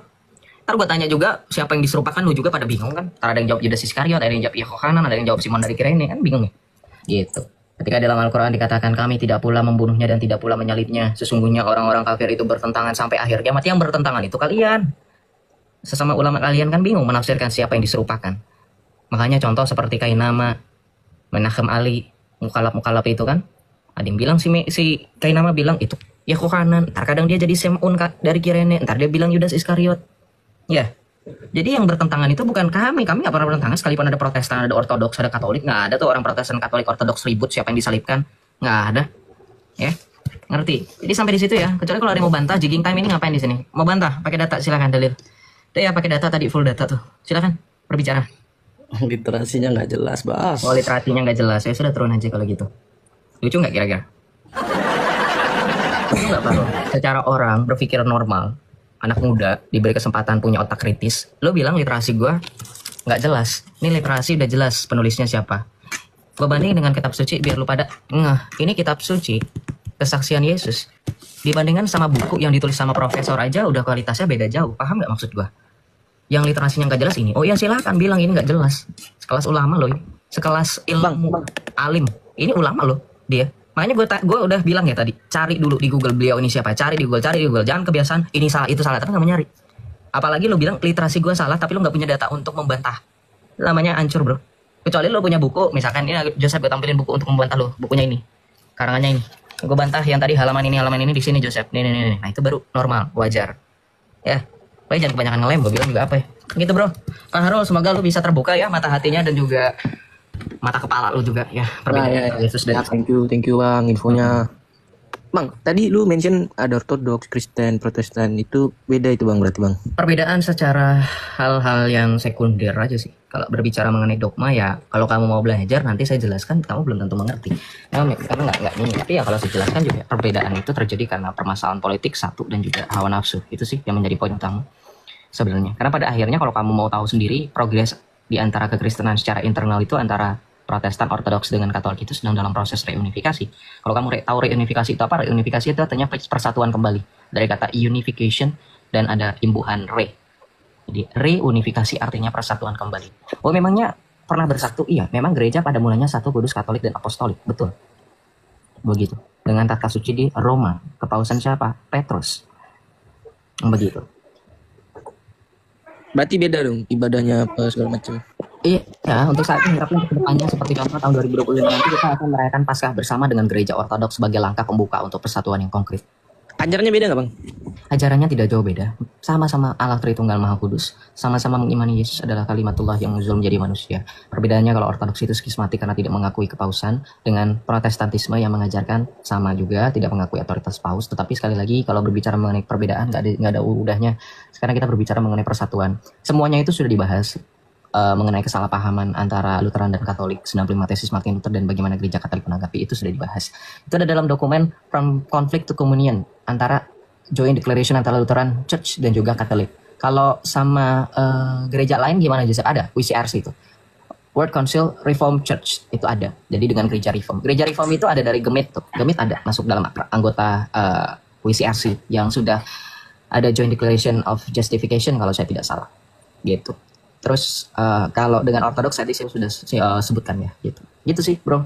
Ya itulah karena di kami kekristenan ada namanya Roh Kudus, yaitu Roh yang mempersatukan dan memang Tuhan Yesus pun menghendaki supaya kita menjadi satu dalam Yohanes 17 ayat 21. Itu sebab kami mempunyai kemampuan untuk kembali satu seperti pada mulanya. Begitu bro. Mantap. Betul. Joseph cuma pakai satu literasi langsung menyimpulkan masih banyak literasi lain. Ya literasi lain itu tidak sekuat literasi yang saya punya. Buat apa saya punya banyak literasi kalau tidak valid? Ngerti Acak? Kamu naik deh. Kalau mau bantah literasi saya soal kamu punya banyak literasi daripada saya, silakan gitu. Jangan berliterasi tapi kamu nggak pernah baca. Ngapain Cak? Mau gue mute lu dari tadi komentar nggak jelas. Nggak mau naik dari tadi sudah di-invite. Ayo naik. Kalau mau buktikan buku ulama banyak, iya buku ulama banyak yang ngebahas Isa siapa ya? Ngerti nggak? Saya bingung sama orang Islam. Bro pernah sekolah ya, pernah kuliah. Orang nerbitin buku. Itu ada namanya footnote. Ngerti footnote nggak Acak? Footnote itu catatan kaki. Dikutip contoh ada dari kitab Al-Qasas Al-Qur'ani Utwaqa'il wa Tahlil Ahdas karya Shalih Al-Khalidi. Misal ada footnote lagi misalkan tafsir At-Tabari. Enggak pernah sekolah ya? Dipikir ini karangan ulama seorang, ini kutipan-kutipan. Makanya tadi ada pendapat dari Abdullah bin Abbas. Aduh. Naik. Gitu ya. Bro Fahrul ada lagi mau ditanyakan? Apa ya Bang? Udah mantep sih yang tadi itu. Good lah kalau banyak. Ini saya naikin Islam ini 3 orang kayaknya nih. Yudi Falno ikhlas kamu Islam. Pak Reza kamu Islam bro. Kamu Islam? Islam bro. Islam. Pak Reza Islam. Titan ganteng Islam. Kristen. Oh Kristen. Bentar dulu bro berarti. Ini soalnya saya mau nangkepin yang komentar. Mas Mek kamu Islam kan? Kamu pernah diskusi yang nggak jelas itu. Jangan mute. Kamu harusnya ngomong bukan yang mute. Kamu komentar. Saya lihat riwayat komentar kamu. Komentar kamu. Joseph Tobol. Nah kamu Islam harusnya. Jangan mute. Ngomong. Ya Pak Reza setuju nggak dengan dalil-dalil yang saya sampaikan dari tadi? Oke host, terima kasih. Saya baru masuk ini host ya. Saya belum menyimak semua ya. Nggak usah bohong. Apa dalil-dalil dari host itu? Nggak usah bohong. Oh, kalau menurut saya sih, saya nggak usah bohong. Satu kali lagi saya ingetin, takyah nggak berlaku di sini. Kamu lihat nggak pantulan kacamata saya? Saya sedang lihat riwayat akun kamu. Kamu sudah join lebih dari 5 menit yang lalu. Sudah pembahasannya sudah masuk. Membahas tentang Yesus dan Isa yang berbeda. Kemudian kamu komen 4 kali. Pertama kamu komen tetap debat agama apa nggak capek. Komen pertama. Komen yang kedua kamu komentar saya izin naik. Komentar yang ketiga kamu komentar naikkan saya host kalau berani. Komentar yang 4 kamu bilang banyak ngoceh, capek loh. Masa mantap. Ya. Yang bilang mantap. Udah pertanyaan saya dijawab. Kamu setuju nggak Yesus dan Isa itu berbeda? Kalau sesuai daripada narasi yang beliau sampaikan, Anda sampaikan ya mungkin. Enggak, saya nanya pendapat pribadi. Come on, Islam, use your brain, please. Saya tanyanya apa? Menurut kamu. Jangan, kok kalau dari Joseph, menurut kamu. Ngerti nggak pertanyaan saya? Saya lagi nanya dirimu, bukan lagi nanya dirimu. Menurut kamu, Yesus dan Isa berbeda, kamu setuju nggak? Pak, nama akunnya kan Pak Jujur. Jujur ya, jangan Pak Kalau saya sih saya nggak setuju. Nah, begitu dong. Oke, nggak setuju. Dalilnya di mana? Silahkan. Feel free take your time untuk jelaskan poin-poin bantahan dengan dalil yang disertakan. Pak Jujur, Pak Reza ini sudah punya 5.703 followers dengan 7.388 following. Wow, you are exactly a followers. Nah, ini berarti bisa open cam karena saya juga bisa untuk invite Bapak open cam. Nah, jadi pakai data. Silakan. Oke, host, saya jadi begini host ya. Jadi begini host ya. Kalau saya sih kalau Bang Joseph bertanya masalah data, saya nggak paham data ya host ya. Cumannya itu tadi saya ingin bergabung ataupun berdiskusi dengan host. Bukan berarti saya itu ahli data ataupun ahli bla bla bla. Saya ini orang bodoh ya. Jadi saya itu mengatakan itu tadi sesuai daripada kejujuran saya, karena pada saat ini kemampuan ilmu saya di bidang agama Islam ataupun Kristen saya itu masih 0,0 sekian %. Jadi saya untuk menjawab pertanyaan host tadi setuju apa tidak, saya belum mampu ya. Kenapa saya belum mampu? Karena saya belum pernah mendengar dan melihat bahkan membaca semua tulisan-tulisan yang host sampaikan tadi. Itu kejujuran saya host ya. Saya nggak mau mengatakan saya itu ahli ini, saya tahu ini, enggak. Saya jujur host. Dan mau saya itu masuk ke room ini yaitu toleransi host, itu yang terutama ya. Makanya saya buat tappingan tadi kepada host, apa nggak capek host untuk debat agama selalu. Itu salah satunya tappingan saya itu tadi ya. Jadi saya itu berpikir untuk apalah kita berdebat masalah terkait agama. Kita ini kan NKRI, Bhinneka Tunggal Ika. Kalau boleh marilah kita toleransi, saling toleransi. Seperti tema yang host buat di situ, Yesus Allah, tanya saya. Saya nggak mau komen, sampai kapanpun saya tidak akan mau komen dengan tema yang host buat itu. Karena itu adalah hak prerogatif daripada host. Itu keyakinan host. Silahkan, saya hormat kepada keyakinan host. Begitu mau saya host. Jadi begitu dia host. Makanya bukan berarti saya itu masuk minta naik ke room host ini. Bukan istilahnya saya mau menteror ataupun menghujat ataupun yang bla bla bla. Bukan. Saya hormat kepada semua apa yang host yakini. Begitu loh. Terima kasih host. Ya, terima kasih Pak Reza. God bless. Tuhan berkati. Selamat malam. Oke, kita lanjut ya. Ya kan udah. Mau ngapain? Iya kan? Iya. Saya turunkan kan udah. Karena Bapak bilang menghormati, tidak mempermasalahkan, tidak mau tanya. Terus apa ya? Diskusi itu kan tanya jawab. Makanya jangan blunder. Jangan blunder. Bapak bilang ini diskusi, ini debat. Nanti bilang debat. Di sini juga nggak ada yang debat kok Pak. Ya, saya juga nggak mau berdebat dengan orang-orang seperti yang dari tadi itu. Gimana mau berdebat? Jadi bilang debat itu jangan seperti otak kalian itu keren-kerenan, adu congor, adu volume, gede-gedean suara. Enggak, debat nggak seperti itu. Debat itu adu argumentasi disertai data. Nggak perlu jadi orang yang ahli kok, nggak perlu. Kalau nunggu jadi orang yang ahli udah keburu ini. Ya, dengerin. Debat itu nggak perlu nunggu ahli dalam artian apa? Ketika kamu memahami, pemahaman definisi ahli itu akan jadi bias. Seolah-olah harus ada gelar profesor. Ya kita nggak bakalan mampu. Ya kita nurut aja gitu dong. Nggak mampu untuk mempertanyakan. Ya, bagaimana sih definisi debat kok harus ahli?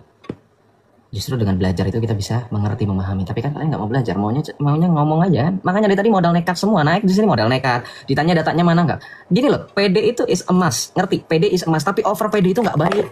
Ya kan? Di bawah komen-komen, wah literasi Joseph ini, Joseph ngomong nggak ada literasinya. Wah Joseph baru baca 1 buku, disuruh naik entek datanya, alasannya segaban-gaban. Saya nggak bisa open cam, di sini gelap, saya lagi nggak ada data, saya lagi nggak ada HP. Makanya nggak usah komen, ya.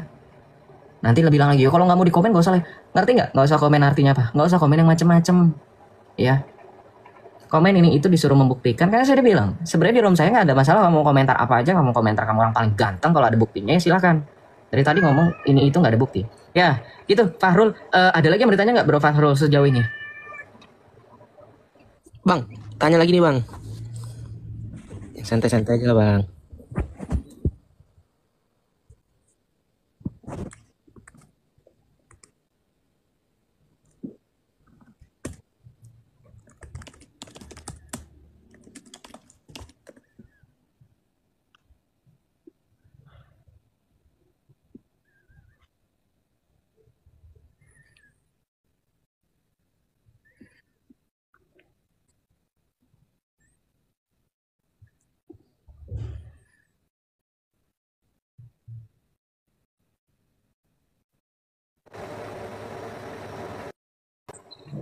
Oke, saya kembali ya. Tadi baterai saya habis. Oke, kita lanjut. Silakan. Bro Fahrul tadi saya sempat ini. Silakan. Bang, Ada yang ini, bertanya Bang. kan? Ini ringan aja nih. Apa tuh? Bentar lagi kan Natal ya, 25 Desember ya Bang. Betul. Oh betul berarti Bang, tanggal lahir Yesus. Betul lah. Betul. Memang tidak tercatat di Alkitab karena Alkitab bukan autobiografi tetapi berbicara inti keselamatan. Kalau mau tanggalnya kita baca data-data dari bapak-bapak gereja. Siapa bapak-bapak gereja penerus para rasul? Kenapa percaya kepada para rasul? Karena Tuhan Yesus sendiri yang memerintahkan mereka untuk mengajar kita. Berarti nggak tertulis Bang. Betul, sama seperti kisah Nabi Muhammad kan nggak semuanya di Al-Quran, malah nggak ada sama sekali secara lengkap dan terperinci. Matamu banyak. Oh iya, tahu dari mana Nabi Muhammad lahir? Nabi Muhammad lahir kapan King Indo? Kamu sudah berbicara berarti. Nabi Muhammad lahir kapan? Jangan keluar aplikasi, jangan cari di Google. Nabi lu sendiri nggak tahu. Lu naik ke sini matamu ngomong kasar lagi. Hah? Balik, jangan pakai teknologi orang Yahudi. Nabi Muhammad lahir kapan? Kapan? Oi, nggak usah tiba-tiba jadi diem. Kenapa dicekik Jibril? Wah, keluar aplikasi TikTok lagi. Nyari di Google. Bro, Google buatan Yahudi. Lu nyumbang Zionis lu. Kapan Nabi Muhammad lahir?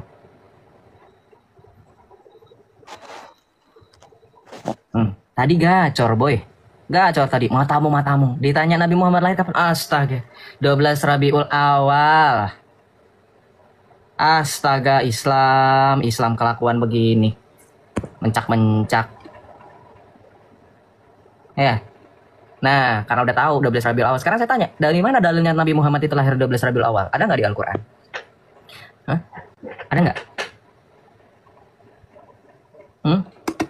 Nggak ada kan? Nah, kita lanjut ya. Udah diam aja. Udah nggak ngerti apa-apa, nggak becus apa-apa, sok keras. Kita lanjut. Nah, dari mana perhitungan itu? Iya, tadi.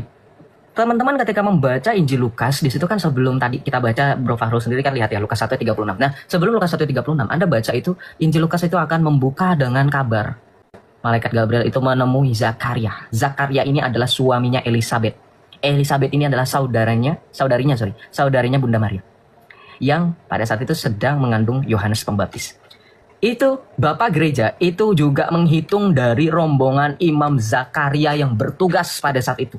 Dan juga menghitung kehamilan Elizabeth yang beda 6 bulan pada saat itu dengan Yesus Kristus. Dan kemudian Bapak Gereja juga menghitung tanggal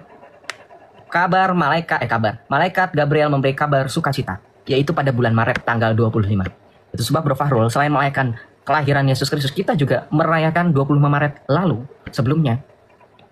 Itu kabar sukacita, the Annunciation. Ya. Nah, itu dihitung. Metode penghitungannya itu sangat terukur dan sangat tidak asal-asalan. Kenapa? Ya, bapak-bapak gereja itu semuanya orang-orang cerdas, ya, dan Roh Kudus yang menyertai mereka. Jadi terkait tentang perayaan itu sebab kenapa bisa 25 Desember itu tadi perhitungannya. Belum lagi tercatat dalam Koptik di Didaskalia Apostolorum, Kitab At-Ta'alim Ar-Rusul itu nama itunya. Punya saudara kita gereja Ortodoks Koptik. Itu ada tercatat juga. Perhitungannya dalam penanggalan kalender Ibrani bulan Kislev, dalam penanggalan bulan Mesir dan seterusnya. Itu ada hitung-hitungannya, ya. Itu sudah teruji. Nah, kemudian nanti ada yang bilang, tapi saya pernah dengar itu ada orang bilang Natalus Invictus. Itu apa sih? Tahu nggak itu Natalus Invictus? Itu ada karena seorang teolog Protestan Jerman yang liberal namanya Paul Ernst Jablonski. Di abad keberapa? Cari tahu sendiri.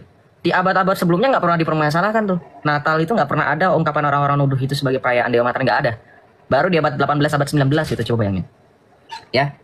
Jadi itu apa ya? Tidak jadi permasalahan sebenarnya, ya. Begitu.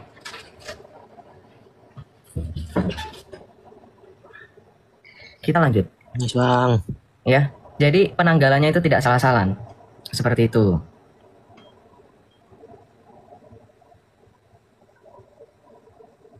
Silakan, ada lagi pertanyaannya? Ada lagi pertanyaan mengenai Natal. Jadi Natal alami itu sudah dirayakan oleh Paus Telephorus. Telephorus itu uskup paus ke setelah Anakletus atau setelah Clement belum. Pokoknya di abad pertama dia itu di tahun 123 134 saya lupa. 100-an Masehi. Itu sudah merayakan misa Natal. Makanya teman-teman tahu kan Christmas. Kenapa disebut Christmas? Christmas itu dari bahasa Latin, Christus misa. Ya. Christmas itu juga dalam bahasa Inggris, ya. Jadi itu misa Kristus. Jadi jangan anggap itu cuma nama saja, enggak. Itu mass itu artinya misa. Christ Mass itu. Slangnya Christmas jadinya. Ya, gitu. Oke. Jadi itu adalah misa Kristus. Oh, setelah Sixtus ya. Oke, thank you Kak Julia. Itu setelah Sixtus dia. Paus Telesforus itu uskup Roma atau paus setelah Sixtus ya. Menjabat setelah Sixtus. Itu paus setelah berapa kali berarti setelah Rasul Petrus. Ya pokoknya itulah ya, setelah Sixtus. Dia adalah paus yang merayakan misa Natal. Jadi itu tradisi kami dari abad pertama tahun 134 Masehi. Bayangkan. Natalus Sol Invictus baru abad ketiga. Jadi 2 abad sebelumnya sudah Natal itu sudah dirayakan. Justru bukan Natal yang membajak Natalus Sol Invictus, tetapi Natalus Sol Invictus yang membajak perayaan Natal sesungguhnya, yaitu kelahiran juru selamat yang sejati. Apa? Oh, bahas solstice. Titik balik matahari itu 21 sampai 23. Mau sok ngerti, sok paham. Ya udah dibantah itu, bahkan orang-orang ateis pun mengakui nggak ada hubungannya dengan Natal. Orang Natal tanggal 25 kok. Ya. Makanya kamu yang Kristen jangan ngerayain Natal sebelum tanggal 25. Udah capek-capek ditentuin penanggalan Natal, tiba-tiba ada orang pede. Perayaan Natal itu bisa kapan saja selama hati kita menerima. Oh, kalau kayak gitu kenapa bapak-bapak gereja repot? Lu bayangin kalau mereka hidup tepuk jidat semua. Gue udah capek-capek, ya kan? Karena memang sekali lagi kita harus menerima, itu nggak ada di Alkitab. Ketika malaikat mengabarkan kepada gembala-gembala di padang, kan nggak ada di situ dikatakan pada hari ini telah lahir bagimu Kristus Tuhan di kota Daud pada tanggal 25 Desember tahun sekian, jam sekian, kan nggak ada. Itu harus fakta. Coba bayangin bagaimana sejarah kita. Makanya gini, saya selalu bilang gini, teman-teman, jangan membiasakan tradisi itu jadi bias. Gini lah, kita berbicara konsekuensi. Kita terima kalau misalkan kapan saja dirayakan perayaan Natal. Konsekuensinya, kedepannya orang akan jadi bimbang atau bahkan aneh ketika mendengar 25 Desember. Karena kayaknya biasa Natal itu tahun kemarin tanggal 12 misalkan. Itu kalau sudah dibiasakan itu nanti jadi bias. Ngerti nggak maksudnya? Jadi lama-kelamaan generasi-generasi yang setelah-setelahnya yang jadi concern kita itu akan lupa. Dan ingat, ini bukan sekedar penanggalan biasa, bukan. Wong kelahiran kita aja kita ingat, masa kelahiran juru selamat kita nggak ingat. Jangan kamu bilang nggak ada dalilnya, ada. 2 Timotius 2 ayat 8. Nih, kita disuruh merayakan Natal, itu ada loh dalilnya. Ada yang mau nanya, orang Islam, dalil di mana merayakan ada di kami mah. Ntar gue tanya balik ya, dalil di mana kalian merayakan Maulid Nabi. Puyang-puyang lu. Nah itu kan nyontek dari kami. Kalau itu beneran baru nyontek ya. Kita baca dalam 2 Timotius 2 ayat 8. Kita baca ya. Oke, kita baca. Bentar. 2 Timotius 2 ayat 8. Nah ini. Ingatlah akan Yesus Kristus yang telah dibangkitkan dari antara orang mati, yang telah dilahirkan sebagai keturunan Daud, itulah yang kuberitakan dalam Injilku. Tuh. Kita disuruh mengingat kebangkitan Kristus dari antara orang mati dan kelahirannya dari sebagai keturunan Daud. Kata ingatlah yang digunakan oleh Rasul Paulus, ini adalah frasa yang sama seperti pada saat Tuhan Yesus menetapkan perjamuan kudus di malam sebelum penangkapannya. Tahu kan teman-teman yang Kristen? Inilah tubuhku yang diserahkan bagimu, lakukanlah ini sebagai peringatan. Nah, peringatan atau kata ingat ini sama seperti ketika Rasul Paulus menuliskan 2 Timotius 2 ayat 8. Maka harusnya dipahami sebagai perayaan kebangkitan dan kelahirannya. Bang, kami nggak ngerayain itu loh bang, Maulid. Oh, Nabi. Kami yang dimaksud itu hanya golongan tertentu kan, Salafi atau yang disebut dengan Wahabi kan. Syiah dan Sunni dalam hal ini merayakan loh. Iya merayakan, tapi nggak sama kayak Natal kan, maksudnya. Oh, Maulid itu artinya apa? Kalau Maulid itu artinya ya kelahiran. Ya sudah, Natal tau nggak? Natal itu artinya apa? Kelahiran, cuma bedanya kalau perbedaannya di mana kamu bilang nggak sama, di mana yang namanya orang rayain kelahiran, dirayain kelahiran. Tapi wait a minute, yakin kamu orang-orang rayain Maulid, rayain kelahiran Nabi? Enggak. Orang 12 Rabiul Awal tadi yang saya jawab aja itu bukan tanggal. Iya, cuma bedanya gini loh. Kalau kalian kan merayakan kelahiran Tuhan. Kalau kami, kalau seandainya secara ini, kalau Islam ini kan kamu nggak usah jawab. Yang merayakan. Kamu kan nggak merayakan. Terus ngapain kamu bela yang rayain? Yang rayain lah. Kamu kan nggak ngerayain, ngapain kamu? Blunder nggak teman-teman? Nggak usah. Masalahnya gini, kamu mau ngerayain juga kamu nggak ngerayain. Jadi wajar dong saya bilang kamu sok tahu karena kamu nggak ngerayain. Kecuali kalau kamu ngerayain pasti kamu tahu, ya nggak? Lah sekarang kalau misalnya logikanya orang nggak ngerayain Natal, orang Islam saya tanya tentang Natal, ya nggak mungkin lah karena kan mereka nggak merayakan. Kan gitu logikanya, ya nggak usah bohong. Pandangannya ada nih, pandangan yang lain nih. Pandangannya mana? Yang maksudku gini, kalau pandangan orang siapa? yang Langsung sebut nama, sebut nama pandangan ya, siapa? NU. Kalau NU mereka itu apa dan siapa? NU itu subjek atau Nahdlatul Ulama? Nahdlatul Ulama itu organisasi atau pribadi? Organisasi. Nah, kamu bilangnya apa? Pendapat siapa? Saya nanya pendapat siapa? Harusnya sebut nama. Ini kan Maulid Nabi pertama kali diadakan oleh Salahuddin Al-Ayyubi. Ini masa sih? Dengerin nih. Kenapa? Tunggu dulu. Kenapa? Awal mulanya muncul tahun 230 Hijriah.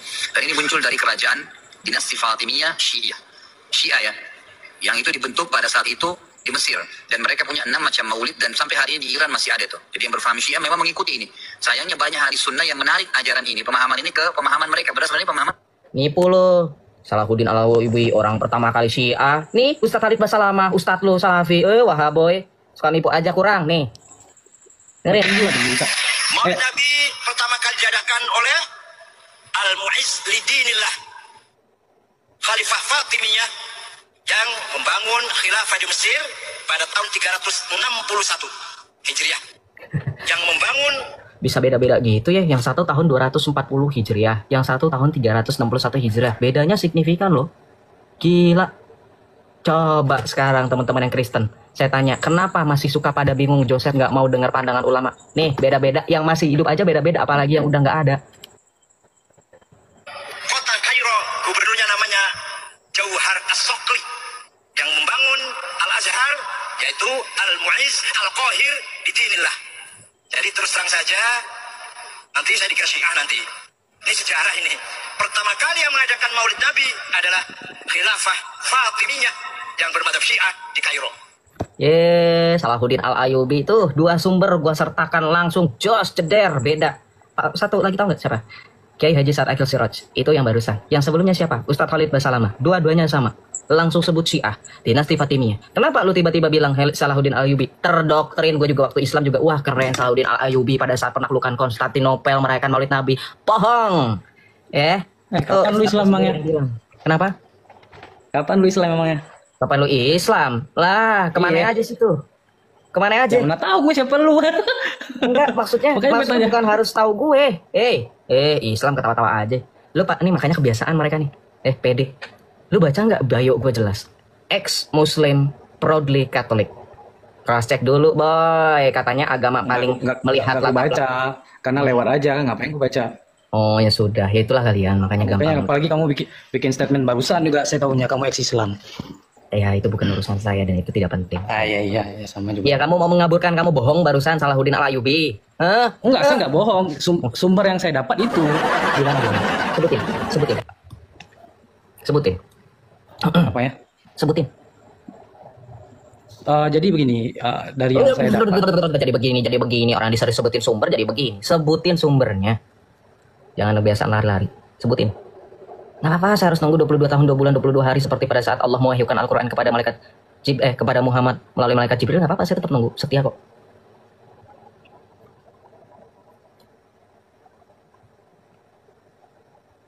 Loh kok googling? Kalau googling dulu nggak boleh. Nggak boleh. Kenapa? Kata ulamamu juga nih, kan kamu salafi. Syekh Soleh bin Utsaimin, seorang ulama salaf terkenal, itu mengatakan istadillah qabla an ta'taqid. Jikalau kamu meyakini sesuatu tanpa ada dalil, kamu sesat. Artinya kamu meyakini, kamu berbicara sesuatu tanpa ada dalil, kamu baru cari dalilnya kemudian kamu sesat loh. Yodi. Pede. Wah, dibilang boykot itu produknya Zionis, malah dipakai Google, ChatGPT lagi lu pakai ntar. Kelamaan. Ini yang nggak berguna gue turunin ya. Maksudnya biar nggak menuhin tempat deh. Sumpah. Ya, gimana Fahrul? Sudah selesai kah? Bisa bergiliran atau kamu mau ada pertanyaan lain setelah mendengar diskusi saya dengan orang barusan? Tanya-tanya lagi lah bang, boleh gak nih? Boleh. Saya juga dulu seperti kamu kok, banyak bertanya. Sampai akhirnya saya seperti ini, nggak apa-apa. Mantap. Mantap, amin ya. Silakan. Ini bang, konsep pengakuan dosa di dalam Kristen bang. Coba jelasin. Jelaskan, paling jelas itu otoritas yang Tuhan Yesus berikan kepada para rasul. Di mana Joseph di dalam Yohanes 21? Kita baca. Ya, kita baca. Yohanes 20, bukan Yohanes 21 ya. Yohanes 20 ayat 19, saya bacakan dari ayat 19 sampai dengan ayat 23. Yesus menampakkan diri kepada para muridnya. Ya, kuasa pengakuan dosa. Yes. I assume that trend. We listen, we don't judge ya. Ya memang itu ya tren yang paling tepat untuk confession ya. Untuk para imam, para romo kita yang sekarang sedang mendengarkan pengakuan dosa kita karena masa mempersiapkan ya perayaan Natal. Baik, kita jelaskan ya dalam Alkitab perkataan Tuhan Yesus sendiri kuasa mengampuni dosa. Yohanes 20 ayat 19 sampai dengan 23. Ketika hari sudah malam pada hari pertama minggu itu dan murid-murid berada di suatu tempat dengan pintu-pintu terkunci karena mereka takut kepada para pemuka Yahudi, datanglah Yesus dan berdiri di tengah-tengah mereka dan berkata, "Damai sejahtera bagi kamu." Sesudah berkata demikian, ia memperlihatkan tangan dan lambungnya kepada mereka. Murid-muridnya bersukacita ketika mereka melihat Tuhan. Kata Yesus sekali lagi, "Damai sejahtera bagi kamu. Sama seperti Bapa mengutus aku, sekarang aku juga mengutus kamu." Sesudah berkata demikian, ia menghembusi mereka dan berkata, perhatikan, "Terimalah Roh Kudus. Jikalau kamu mengampuni dosa orang, dosanya diampuni. Dan jikalau kamu menyatakan dosa orang tetap ada, dosanya tetap ada." Perhatikan, itu kuasa dari Tuhan Yesus ya. Para rasul mampu mengampuni dosa. Terlebih kepada Rasul Petrus, Tuhan Yesus berkata dalam Matius 16 ayat 18 sampai dengan 19, kuasa tersebut mengikat. "Aku pun berkata kepadamu, engkau adalah Petrus, dan di atas batu karang ini aku akan mendirikan gerejaku, dan alam maut tidak akan menguasainya." Perhatikan, Yesus menghendaki supaya di atas Petrus didirikan gereja, kumpulan orang percaya yang berada dalam satu gembala dengan Petrus. Ayat 19 kata Tuhan Yesus, "Kepadamu akan kuberikan kunci kerajaan sorga, apapun yang kau ikat di bumi akan terikat di sorga, dan apapun yang kau lepaskan di bumi akan terlepas di sorga." Jadi very clear. Ini perkataan Yesus tanpa ambigu. Yesus memberikan kuasa pengampunan dosa kepada para rasul, dan kuasa tersebut mengikat di bumi dan mengikat di sorga. Perhatikan, apakah pada zaman para rasul itu ada pengakuan dosa? Yes, kita buka dalam surat Rasul Yakobus. Kita buka Yakobus 5 ayat 16. Kita baca ya. Oke, Yakobus 5 ayat 16. "Karena itu, hendaklah kamu saling mengaku dosamu dan saling mendoakan supaya kamu sembuh. Doa orang yang benar sangat besar kuasanya." Duh, pengakuan dosa sudah dikatakan oleh Rasul Yakobus, saling mengaku dosa. Nanti kita akan tambahkan dengan bagaimana kutipan bapak-bapak gereja ya. Tapi sebelum itu kita fokus dengan Alkitab. Kemudian, dalam 2 Korintus 5 ayat 18 sampai 20, Rasul Paulus pun menekankan dengan adanya sakramen pengakuan dosa atau rekonsiliasi. Kita baca dalam 2 Korintus 5 ayat 18 sampai dengan 21. "Semuanya ini dari Allah yang dengan perantaraan Kristus telah mendamaikan kita," perhatikan, "dengan dirinya, dan telah mempercayakan pelayanan pendamaian itu kepada kami. Sebab di dalam Kristus Allah mendamaikan dunia dengan dirinya tanpa memperhitungkan pelanggaran mereka, dan Dia telah mempercayakan berita pendamaian itu kepada kami." Lagi-lagi Paulus pun menerima kuasa pelayanan pendamaian atau rekonsiliasi tadi ya. Kemudian lanjut. "Jadi kami ini adalah utusan-utusan Kristus, sebab Allah menasihati kamu dengan perantaraan kami. Dalam nama Kristus, kami meminta kepadamu, berilah dirimu didamaikan dengan Allah. Dia yang tidak mengenal dosa telah dibuatnya menjadi dosa karena kita, supaya dalam Dia kita dibenarkan oleh Allah." Jadi ayat-ayat Alkitab dari Tuhan kita Yesus Kristus memberikan otoritas kepada para rasul, dan para rasul itu menerima dan mengimplementasikan atau mempraktikkannya. Itu jelas ada di dalam surat-surat pastoral, dan itu tertera jelas tradisi itu dipertahankan oleh gereja dengan adanya pengakuan dosa. Jadi kalau ditanya, jadi ngaku dosanya sama imam, bukan sama Tuhan langsung, dengan perantaraan imam. Baca tadi 2 Korintus 8 ayat 20. "Jadi kami ini utusan-utusan Kristus sebab kamu dengan..." Ini bukan buatan gereja Katolik semata. Ini pun Paulus menegaskan pengakuan dosa. Seolah-olah Allah berbicara kepada kamu dengan perantaraan kami. Ya, itu yang dinamakan apa? Sakramen imamat. Bro Fahrul dan teman-teman lainnya. Belajar untuk memahami. Sakramen imamat. Itu sebab imam-imam, romo-romo, mereka dikatakan sebagai istilahnya in personae Christi. Bukan tanpa alasan. Lah ini dalilnya ada. Sebab Allah menasihati kamu dengan perantaraan kami. Kan gitu. Pengakuan dosa. Ya. Jadi mereka yang diurapi. Nggak sembarangan. Terus nanti bilang gini. Saya baca ya tren itu.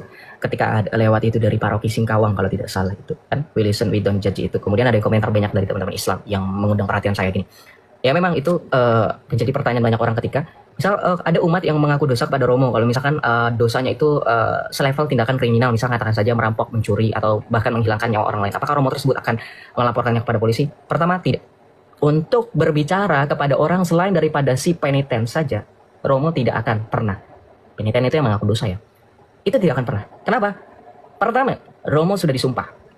Saya lupa nama sumpahnya apa. Tetapi merahasiakan. Ya, ini Zai ini saya selalu bingung ya. Komentar-komentar terus nggak mau nanya, kalau nggak mau nanya saya blokir. Nggak mau naik maksudnya. Nah lanjut, annoying soalnya. Nah ketika Romo sudah disumpah, maka apapun isi pengakuannya, teman-teman perhatikan, tidak akan dibocorkan. Nggak. Loh terus gimana? Masa dengerin orang ngehilangin nyawa, ngerampok, romonya dimanja. Ada namanya penitensi. Ya, jangan sok tahu. Itu yang tadi saya bilang. Peniten adalah yang mengaku dosa. Saya datang ke bilik pengakuan dosa. Saya disebut peniten. Penitensi adalah apa yang harus saya perbuat dari dosa saya. Oh kamu, bisa saja seorang Roma akan bilang, oh kamu harus bertobat, ya, harus mempertanggungjawabkan. Misal, harus ada tindakan kasih, harus berdoa Bapa kami. Itu penitensi, ya. Penitensi itulah. Nah, jadi no worries. Oh, saya takut mengaku dosa, nanti saya diaduin ke mama saya karena saya ngaku dosa ke Romo. Misalkan saya diam-diam suka ambil uang mama di dompet kayak gitu ya, bagian part of your confession. Itu nggak bakal. Itu pertama itu ya karena sumpah. Romo disumpah untuk tidak membocorkan apapun isi pengakuan dosa umatnya. Yang kedua, mikir, ya. Paroki yang nggak besar seperti katedral saja, itu satu Romo dengerin pengakuan dosa tiap hari ada kali lebih dari 50 umat, 60 umat. Bayangin. Dan itu jedanya nggak kalian pikir sejam, enggak. Udah pada ngantri, ada antriannya teman-teman. Jadi selesai saya, misalnya saya selesai mengaku dosa. Lanjut lagi orang baru, mencoba bagaimana? Ingatnya. Mau ingat-ingatnya. Ngerti nggak maksud saya? Ingat-ingat, tadi si Joseph ngaku dosa ke saya, katanya dia sempat nyuri emas, misalnya gitu ya, emas 20 kilo. Nggak ada, itu udah ngantri, udah keburu lupa kali romonya kalau misalkan mau ini, ya. Itu paroki biasa loh. Gimana yang sekatedral gitu, katedral Jakarta, paroki besar gitu ya. Yang di situ umatnya banyak, ada 8.000 umat seperti yang di Bandung misalkan. Ya anggap aja setiap pengakuan dosa ada 70, 80, 100 lebih umat yang hadir. Coba satu Romo dengerin dengan pengakuan dosa yang, jangan pikir teman-teman pengakuan dosa itu, Romo saya mengaku dosa, saya mencuri, saya menghilangkan barang, sebelum enggak, diceritakan kalau bisa. Ya. Dan itu daftarnya kalau yang panjang.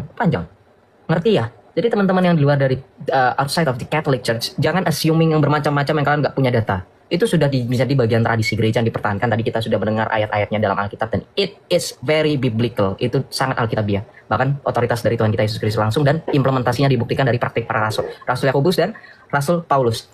Kemudian tadi berkenaan dengan kekhawatiran-kekhawatiran yang menjadi timbul pertanyaan ya di tengah orang-orang yang di luar daripada gereja Katolik. Itu ya, pengakuan dosa seperti itu gambarannya. Gitu ya, di katedral itu baru kemarin dari hari Selasa sampai dengan hari apa ya saya lupa, pokoknya dari jam 6:30 di katedral Jakarta gitu ya. Bro Fahrul semoga menjawab terkait dengan pengakuan dosa. Jadi memang itu otoritas langsung dari Tuhan kita Yesus Kristus, makanya untuk membuktikan Yesus adalah Tuhan kurang apa lagi, dia memberikan kuasa kepada para rasul untuk mengampuni dosa. Nabi lain belum tentu bisa, bukan belum tentu, emang nggak bisa.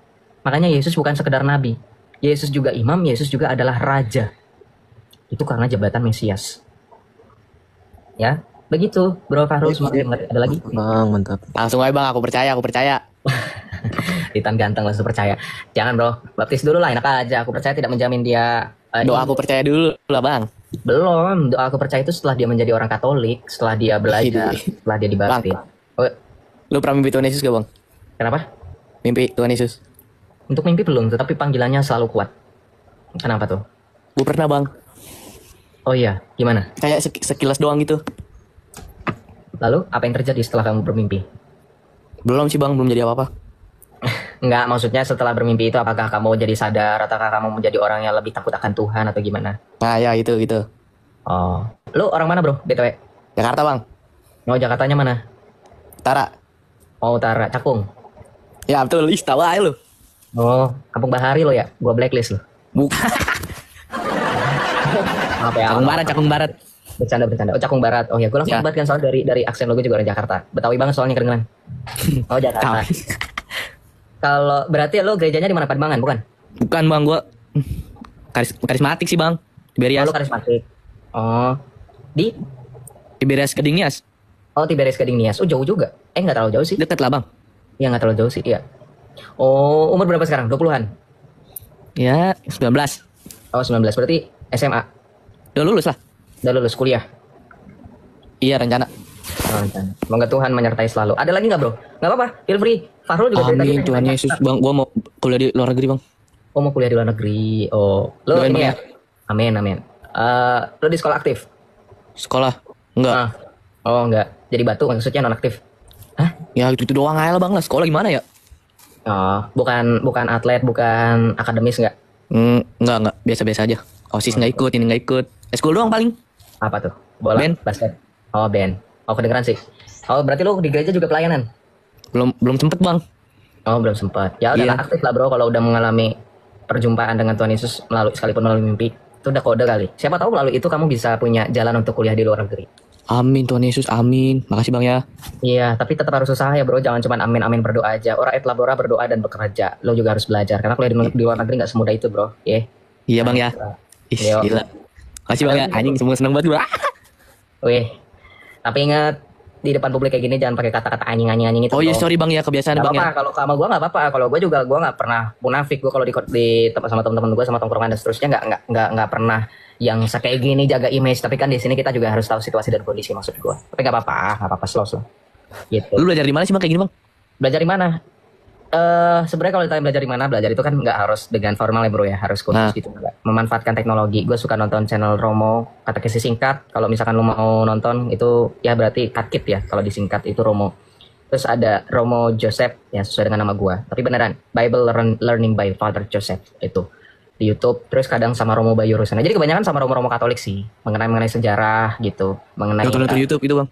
Betul. Tapi juga gue juga pernah bilang kan, kalau teman-teman yang merasa nyaman dengan dengan tontonan YouTube hanya sekedar mendengarkan ya feel free. Tapi saran dari gue tetap membaca gitu, kayak beli buku-buku pengajaran iman gitu. Kalau gue biasanya beli buku dari Coach Charles gitu. Buku pengajaran iman tentang Katolik itu banyak banget, tentang teologi juga, tentang sejarah juga ada, seperti buku tentang sejarah itu gagasan yang menjadi peristiwa itu bagus. Kemudian juga menguak Injil rahasia itu kan juga selain bahas tentang membahas tentang histori lah, lebih banyaknya, lebih dominannya gitu. Makanya gue bilang ya itu banyak-banyakin membaca juga, jangan malas membaca gitu. Selang-selingin aja, sambil dengerin musik gitu. Tapi bro, kalau gue boleh tahu berarti, tapi lu aktif gereja nggak? Gereja aktif. Aktif, puji Tuhan. Ya pertahankan lah. Kalau misalkan ini inisiatif jadi pelayan gitu, jadi maksudnya musik kah atau apa gitu. Iya Bang, sebenarnya gue pengen banget layanan Bang. Tapi belum nentu ya? waktunya. Oh ya, tapi kan sekarang udah lulus, harusnya udah bisa bro. Iya sih ya. Harusnya bisa. Lu nggak apa sih? Gak tau gue. Kenapa ya kalau ngomong orang gini? Tapi lu follow gue dari kapan bro? Kayaknya ini banget. Nah Bang? Follow gue dari kapan, baru sekarang? Kapan ya? Nggak tahu. Pokoknya pas FPP ya. Yang kemarin tuh siapa namanya ya? Kores. Pakai kacamata hitam. Gak tau, lupa pokoknya. Minggu lalu kayaknya dah. Oh baru. Oh gue pikir udah lama. Ya udah nggak apa-apa, salam kenal. Ini semenjak apa? Yang pakai bahasa Arab itu? Gue selalu pakai bahasa Arab kalau misalkan buat ngetes kadron. Iya begitu. Pokoknya lu ngomong apa ya? Arab tuh bukan bahasa Islam. Nah itu. Gue selalu ngomong itu bro, hampir tiap saat. Nah ya begitu Bang. Yang itu. Ya udah nggak apa-apa. Salam kenal ya bro, semangat ya bro. Gue demen kalau misalnya ada anak muda yang maksudnya masih antusias, memang harus ya, antusias atau excited dengan imannya sendiri. Luar biasa. Semangat ya. Bang lah ya. Walaupun orang cakung, walaupun orang jakut ya. Gue bercanda. Gue nggak. Tapi lu tau nggak Bang? Kenapa? Gue pas sekolah. Gue Kristen sendiri di kelas Bang. Oh ya, negeri dong. Gue enggak swasta. Swasta tapi mayoritas dari mereka. Nah gue di kelas nih, gue pengen berantem Bang. Oh, cuman gara-gara lu pasti dicengin. Iya, dicengin. Lu tahu lagu apa, Lu Tega kan? Tahu. Itu gue dinyain begitu. Gue pengen nampol mukanya tapi kasihan Bang. Nampol lah, ikut boxing lah, biar bisa nampol. Ya ada sebenarnya sekarang baru ada boxing nih. Terus? Tapi gimana Bang ya? Mereka mayoritas Bang. 37 orang. Gue sendiri. Gue juga kemarin selalu sendiri kan, mereka memang seperti itu. Mereka membanggakan dengan kuantitas yang mereka punya, makanya kualitas itu mereka nggak punya. It's a fact gitu. Makanya tunjukin sekalipun. Ya kayak David dan Goliat aja. Gitu. Kayak bagaimana perang, tau nggak? Secara sejarah kita juga pernah mengalami kondisi yang sama. Pada saat Liga Suci, pada saat itu perang Lepanto, tau nggak? Pernah dengar nggak? The Battle of Lepanto is the biggest miracle yang sebenarnya itu berhubungan dengan keberadaan kita sebagai Kristen. Karena gini, perang Lepanto itu juga kita kalah jumlah dengan Saracen. Kita sebut mereka Saracen bro, atau Mohamedan. Kalau misalkan melihat bagaimana pujangga gereja seperti Alfonsus di Liguori itu menyebut mereka itu sebagai Mohamedan. Nah, itu pada saat itu kalah jumlah. Tapi berkat dari doa, berkat dari perantaraan Bunda Maria, makanya ada Battle of Lepanto, kita menang. Padahal waktu itu kita sudah terseok-seok, udah kalah jumlah pokoknya. Nah tetap seperti itu, karena Alkitab pun mencatat peristiwa seperti David and Goliath, ya, Daud dan Goliath, terus juga banyak lah, ya, mujizat-mujizat yang terjadi. Tapi itu, ingat, gue bukannya langsung kekerasan gitu, nggak, gue cuma bercanda. Boxing ya semas untuk sebagai bela diri, martial art itu harus, ya, bela diri. Kalau misalkan udah mulai intimidasi, main kekerasan fisik. Tapi ingat, sekalipun kita seperti itu, kita ingat di hukum kita yang pertama itu kenakanlah kasih, ya hukum kasih, gitu. Tapi kalau misalnya berbicara mengenai intimidasi, Tuhan Yesus dan para rasul tidak pernah memberikan diri ditindas begitu saja ya, karena kita tahu di dalam Alkitab Tuhan Yesus memberikan pertanggungjawaban ketika Tuhan Yesus dipertanyakan dengan pengajarannya. Para rasul pun juga sama, membela. Jadi bukan artian hukum kasih itu menjadikan kita orang yang tidak mampu untuk membela diri dan membela iman. Bukan seperti itu ya teman-teman ya. Tapi tetap jangan menggunakan kekerasan jikalau tidak dalam kondisi yang terpepet. Gitu. Untuk membela diri ya tentunya, bukan untuk itu. Gitu bro. Semangat ya bro ya. Iya bang ya. Kita Kasih, bang, ya. kita kadang ke daerah itu kan. Tiberias yang Gading Nias itu ya Om Don ya. Deket-deket situ kok gue juga mainnya. Daerah situ. Kapan-kapan kita main bareng bro. Nongkrong bareng. Mantap. Ketemu Abang Joseph kita ya. Yo gue gak kayak gini kok, di aslinya Nyantaro juga lu kaget. Orang-orang yang pernah ketemu gue juga kaget, tuh Joseph nih beneran gitu. Rumah lu di mana memang? Adalah mepet selatan lah, kita orang selatan bos. Ih jauh amat. Yes. Lu orang selatan mainnya ke utara. Oh iya, iyalah. Biar jadi biar keren sedikit, pakai ai gitu. Ih keren aja Jaksel lah. Enggak lah, bosan. Dah, weh. Jadi ini asik sendiri kita berdua tuh, orang 900 dengerin kita kayak podcast. Tapi pada semangatin gue, teman-teman semuanya makasih ya teman-teman ya. Terima kasih juga bro. Semangat bro, udah mau nanya. Ya makasih bang ya, gue mau makan dulu bang. Makan gak bang? Oke, ya sip, makan bro. BPK ini. Oh BPK, serius lo? Iya. Mantap. Oh lu berarti orang Batak bukan? Bukan. Orang apa? Orang Jakarta. Asli? Iya. Oh, ya udah. Keturunan Cina dikit. Oh, keturunan Cina dikit. Oh, kedengeran sih. Ya udah, tapi nggak apa-apa. Semangat ya bro ya. Ini nama lu bener? Ya bang ya, masih bang ya. Ya, Tuhan berkati selalu bro Titan. Amin, Tuhan berkati juga bang. Amin, dadah. Oh, dadah, salam. Seru loh orang itu. Gue pikir bapak-bapak tadi. Ya, Bro Fahrul gimana lanjut? Gak apa-apa. Silakan. Ada yang mau ditanyakan? Udah aman sih bang. Udah aman. Gak apa-apa kalau misalnya ada yang mau ditanya, gak usah merasa gak enak. Karena penonton-penonton saya sudah tahu kok di room saya seperti apa. Kalau mereka paham ketika ada orang-orang seperti kamu yang memang tulus untuk bertanya, untuk mencari wawasan, mereka akan senang gitu. Justru mereka akan sangat apa gimana? Ya, sebenarnya tuh aku tuh senengnya sejarahnya sih sebenarnya. Karena kan Kristen ini kan bagian dari agama Abrahamik ya. Yang paling tua itu kan Yahudi, baru muncul Kristen, baru muncul Islam. Nah, tiga ini kan dalam satu ruangan atau satu lingkungan ya Abrahamik tadi lah. Makanya aku kayak suka belajar sejarah aja, sambung mana, sambung sini, sambung sana gitu. Iya, ingat bro. Iya, ingat bro ya. Memang semuanya itu adalah jalan menuju Tuhan. Tapi satu-satunya jalan yang Tuhan sendiri sediakan itu hanyalah Kristus dan gerejanya. Karena Yesus satu-satunya di muka bumi ini pribadi yang berani mengatakan akulah jalan dan kebenaran dan hidup. Itu tadi, tidak seorang pun sampai kepada Bapa kalau tidak melalui aku, itu cuma Tuhan Yesus. Itu perkataan dia sendiri, tinta merah, tidak diragukan lagi. Dan surprisingly, itu salah satu nama dari Asmaul Husna ketika Tuhan Yesus bilang, Ana huwa Tariq al-Haq al-Hayah. Tuh, al-Haq dan al-Hayah adalah salah satu nama dari Asmaul Husna. Al-Haq yang artinya kebenaran, dan al-Hayah artinya sang hidup, pemberi hidup. Itu Yesus sudah Bapak Ibu Saudara, sahabat Studio Kristen Channel, kita sudah dengar debat ini, dan mari kita akan melandasi hidup kita dengan kebenaran firman Tuhan. Di dalam Amsal pasal 6 ayat 1 sampai ayatnya yang ke-35. Begini bunyi firman Tuhan. Berbagai-bagai nasihat. Hai anakku, jikalau engkau menjadi penanggung sesamamu dan membuat persetujuan dengan orang lain. Jikalau engkau terjerat dalam perkataan mulutmu, tertangkap dalam perkataan mulutmu, buatlah begini. Hai anakku, dan lepaskanlah dirimu, karena engkau telah jatuh ke dalam genggaman sesamamu. Pergilah, berlututlah, dan desaklah sesamamu itu. Janganlah membiarkan matamu tidur, dan gelopak matamu mengantuk. Lepaskanlah dirimu seperti kijang daripada tangkapan, seperti burung daripada tangan pemikat. Hai pemalas, pergilah kepada semut, perhatikanlah lakunya, dan jadilah bijak. Biarpun tidak ada pemimpinnya, pengaturannya, atau penguasanya, ia menyediakan rotinya di musim panas dan mengumpulkan makanannya pada waktu panen. Hai pemalas, beberapa lama lagi engkau berbaring. Bilakah engkau akan bangun dari tidurmu? Tidur sebentar lagi, mengantuk sebentar lagi, melipat tangan sebentar lagi untuk tinggal berbaring. maka datanglah kemiskinan kepadamu seperti seorang penyerbu, dan kekurangan seperti orang yang bersenjata. Tak bergunalah dan jahatlah orang yang hidup dengan mulut serong, yang mengedipkan matanya, yang bermain kaki, dan mengunjuk-nunjuk dengan jari, yang hatinya mengandung tipu muslihat, yang senantiasa merencanakan kejahatan, dan yang menimbulkan pertengkaran. Itulah sebabnya ia ditimpa kebinasaan, dan tiba-tiba sesaat saja ia diremukkan tanpa dapat dipulihkan lagi.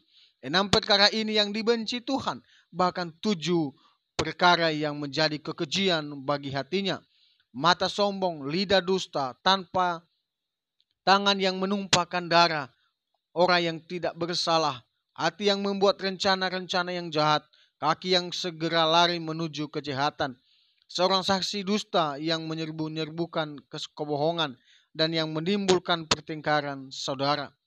Nasihat-nasihat tentang perzinahan. Hai anakku, peliharalah perintah ayahmu, dan janganlah menyia-nyiakan ajaran ibumu.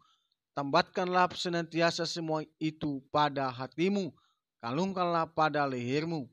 Jikalau engkau berjalan, engkau akan dipimpinnya. Jikalau engkau berbaring, engkau akan dijaganya. Jikalau engkau bangun, engkau akan disapanya. Karena perintah itu pelita dan ajaran itu cahaya, dan teguran yang mendidik itu jalan kehidupan, yang melindungi engkau terhadap perempuan jahat, terhadap kelicikan lidah perempuan asing. Janganlah menginginkan kecantikannya dalam hatimu. Janganlah terpikat oleh bulu matanya, karena bagi seorang sundal sepotong roti yang penting, tetapi istri orang lain memburu nyawa yang berharga. Dapatkah orang membawa api dalam gelungan baju dengan tidak terbakar pakaiannya? Atau dapatkah seorang berjalan di atas bara dengan tidak hangus kakinya? Demikian juga orang yang menghampiri istri sesamanya. Tiada seorang pun yang menjamahnya luput dari hukuman. Apakah seorang pencuri tidak akan dihina apabila ia mencuri untuk memuaskan nafsunya karena lapar? Dan kalau ia tertangkap, haruslah ia membayar kembali 7 kali lipat. Segenap harta isi rumahnya harus diserahkan. Siapa melakukan zina tidak berakal budi. Orang yang berbuat demikian merusak diri. Malunya tidak terhapuskan. Karena cemburu adalah geram seorang laki-laki. Ia tidak kenal belas kasihan pada hari pembalasan dendam. Ia tidak akan mau menerima tebusan satupun, dan ia akan tetap bersikeras betapa banyak pun pemberianmu. Demikian kebenaran firman Tuhan ini, Bapak Ibu Saudara. Kiranya kita tetap tekun, berdiri kokoh terhadap iman kita kepada Tuhan Yesus. Bila kita menjauhkan diri dari segala kejahatan, perzinahan, pertengkaran, dengki, bahkan kemarahan, mari kita saling mengasihi sesama dan saling mendoakan. Sekian saja Bapak Ibu Saudara, sehingga video ini juga memberkati kita, menguatkan iman kita kepada Tuhan. Sampai jumpa di video-video berikutnya. Tuhan Yesus memberkati kita.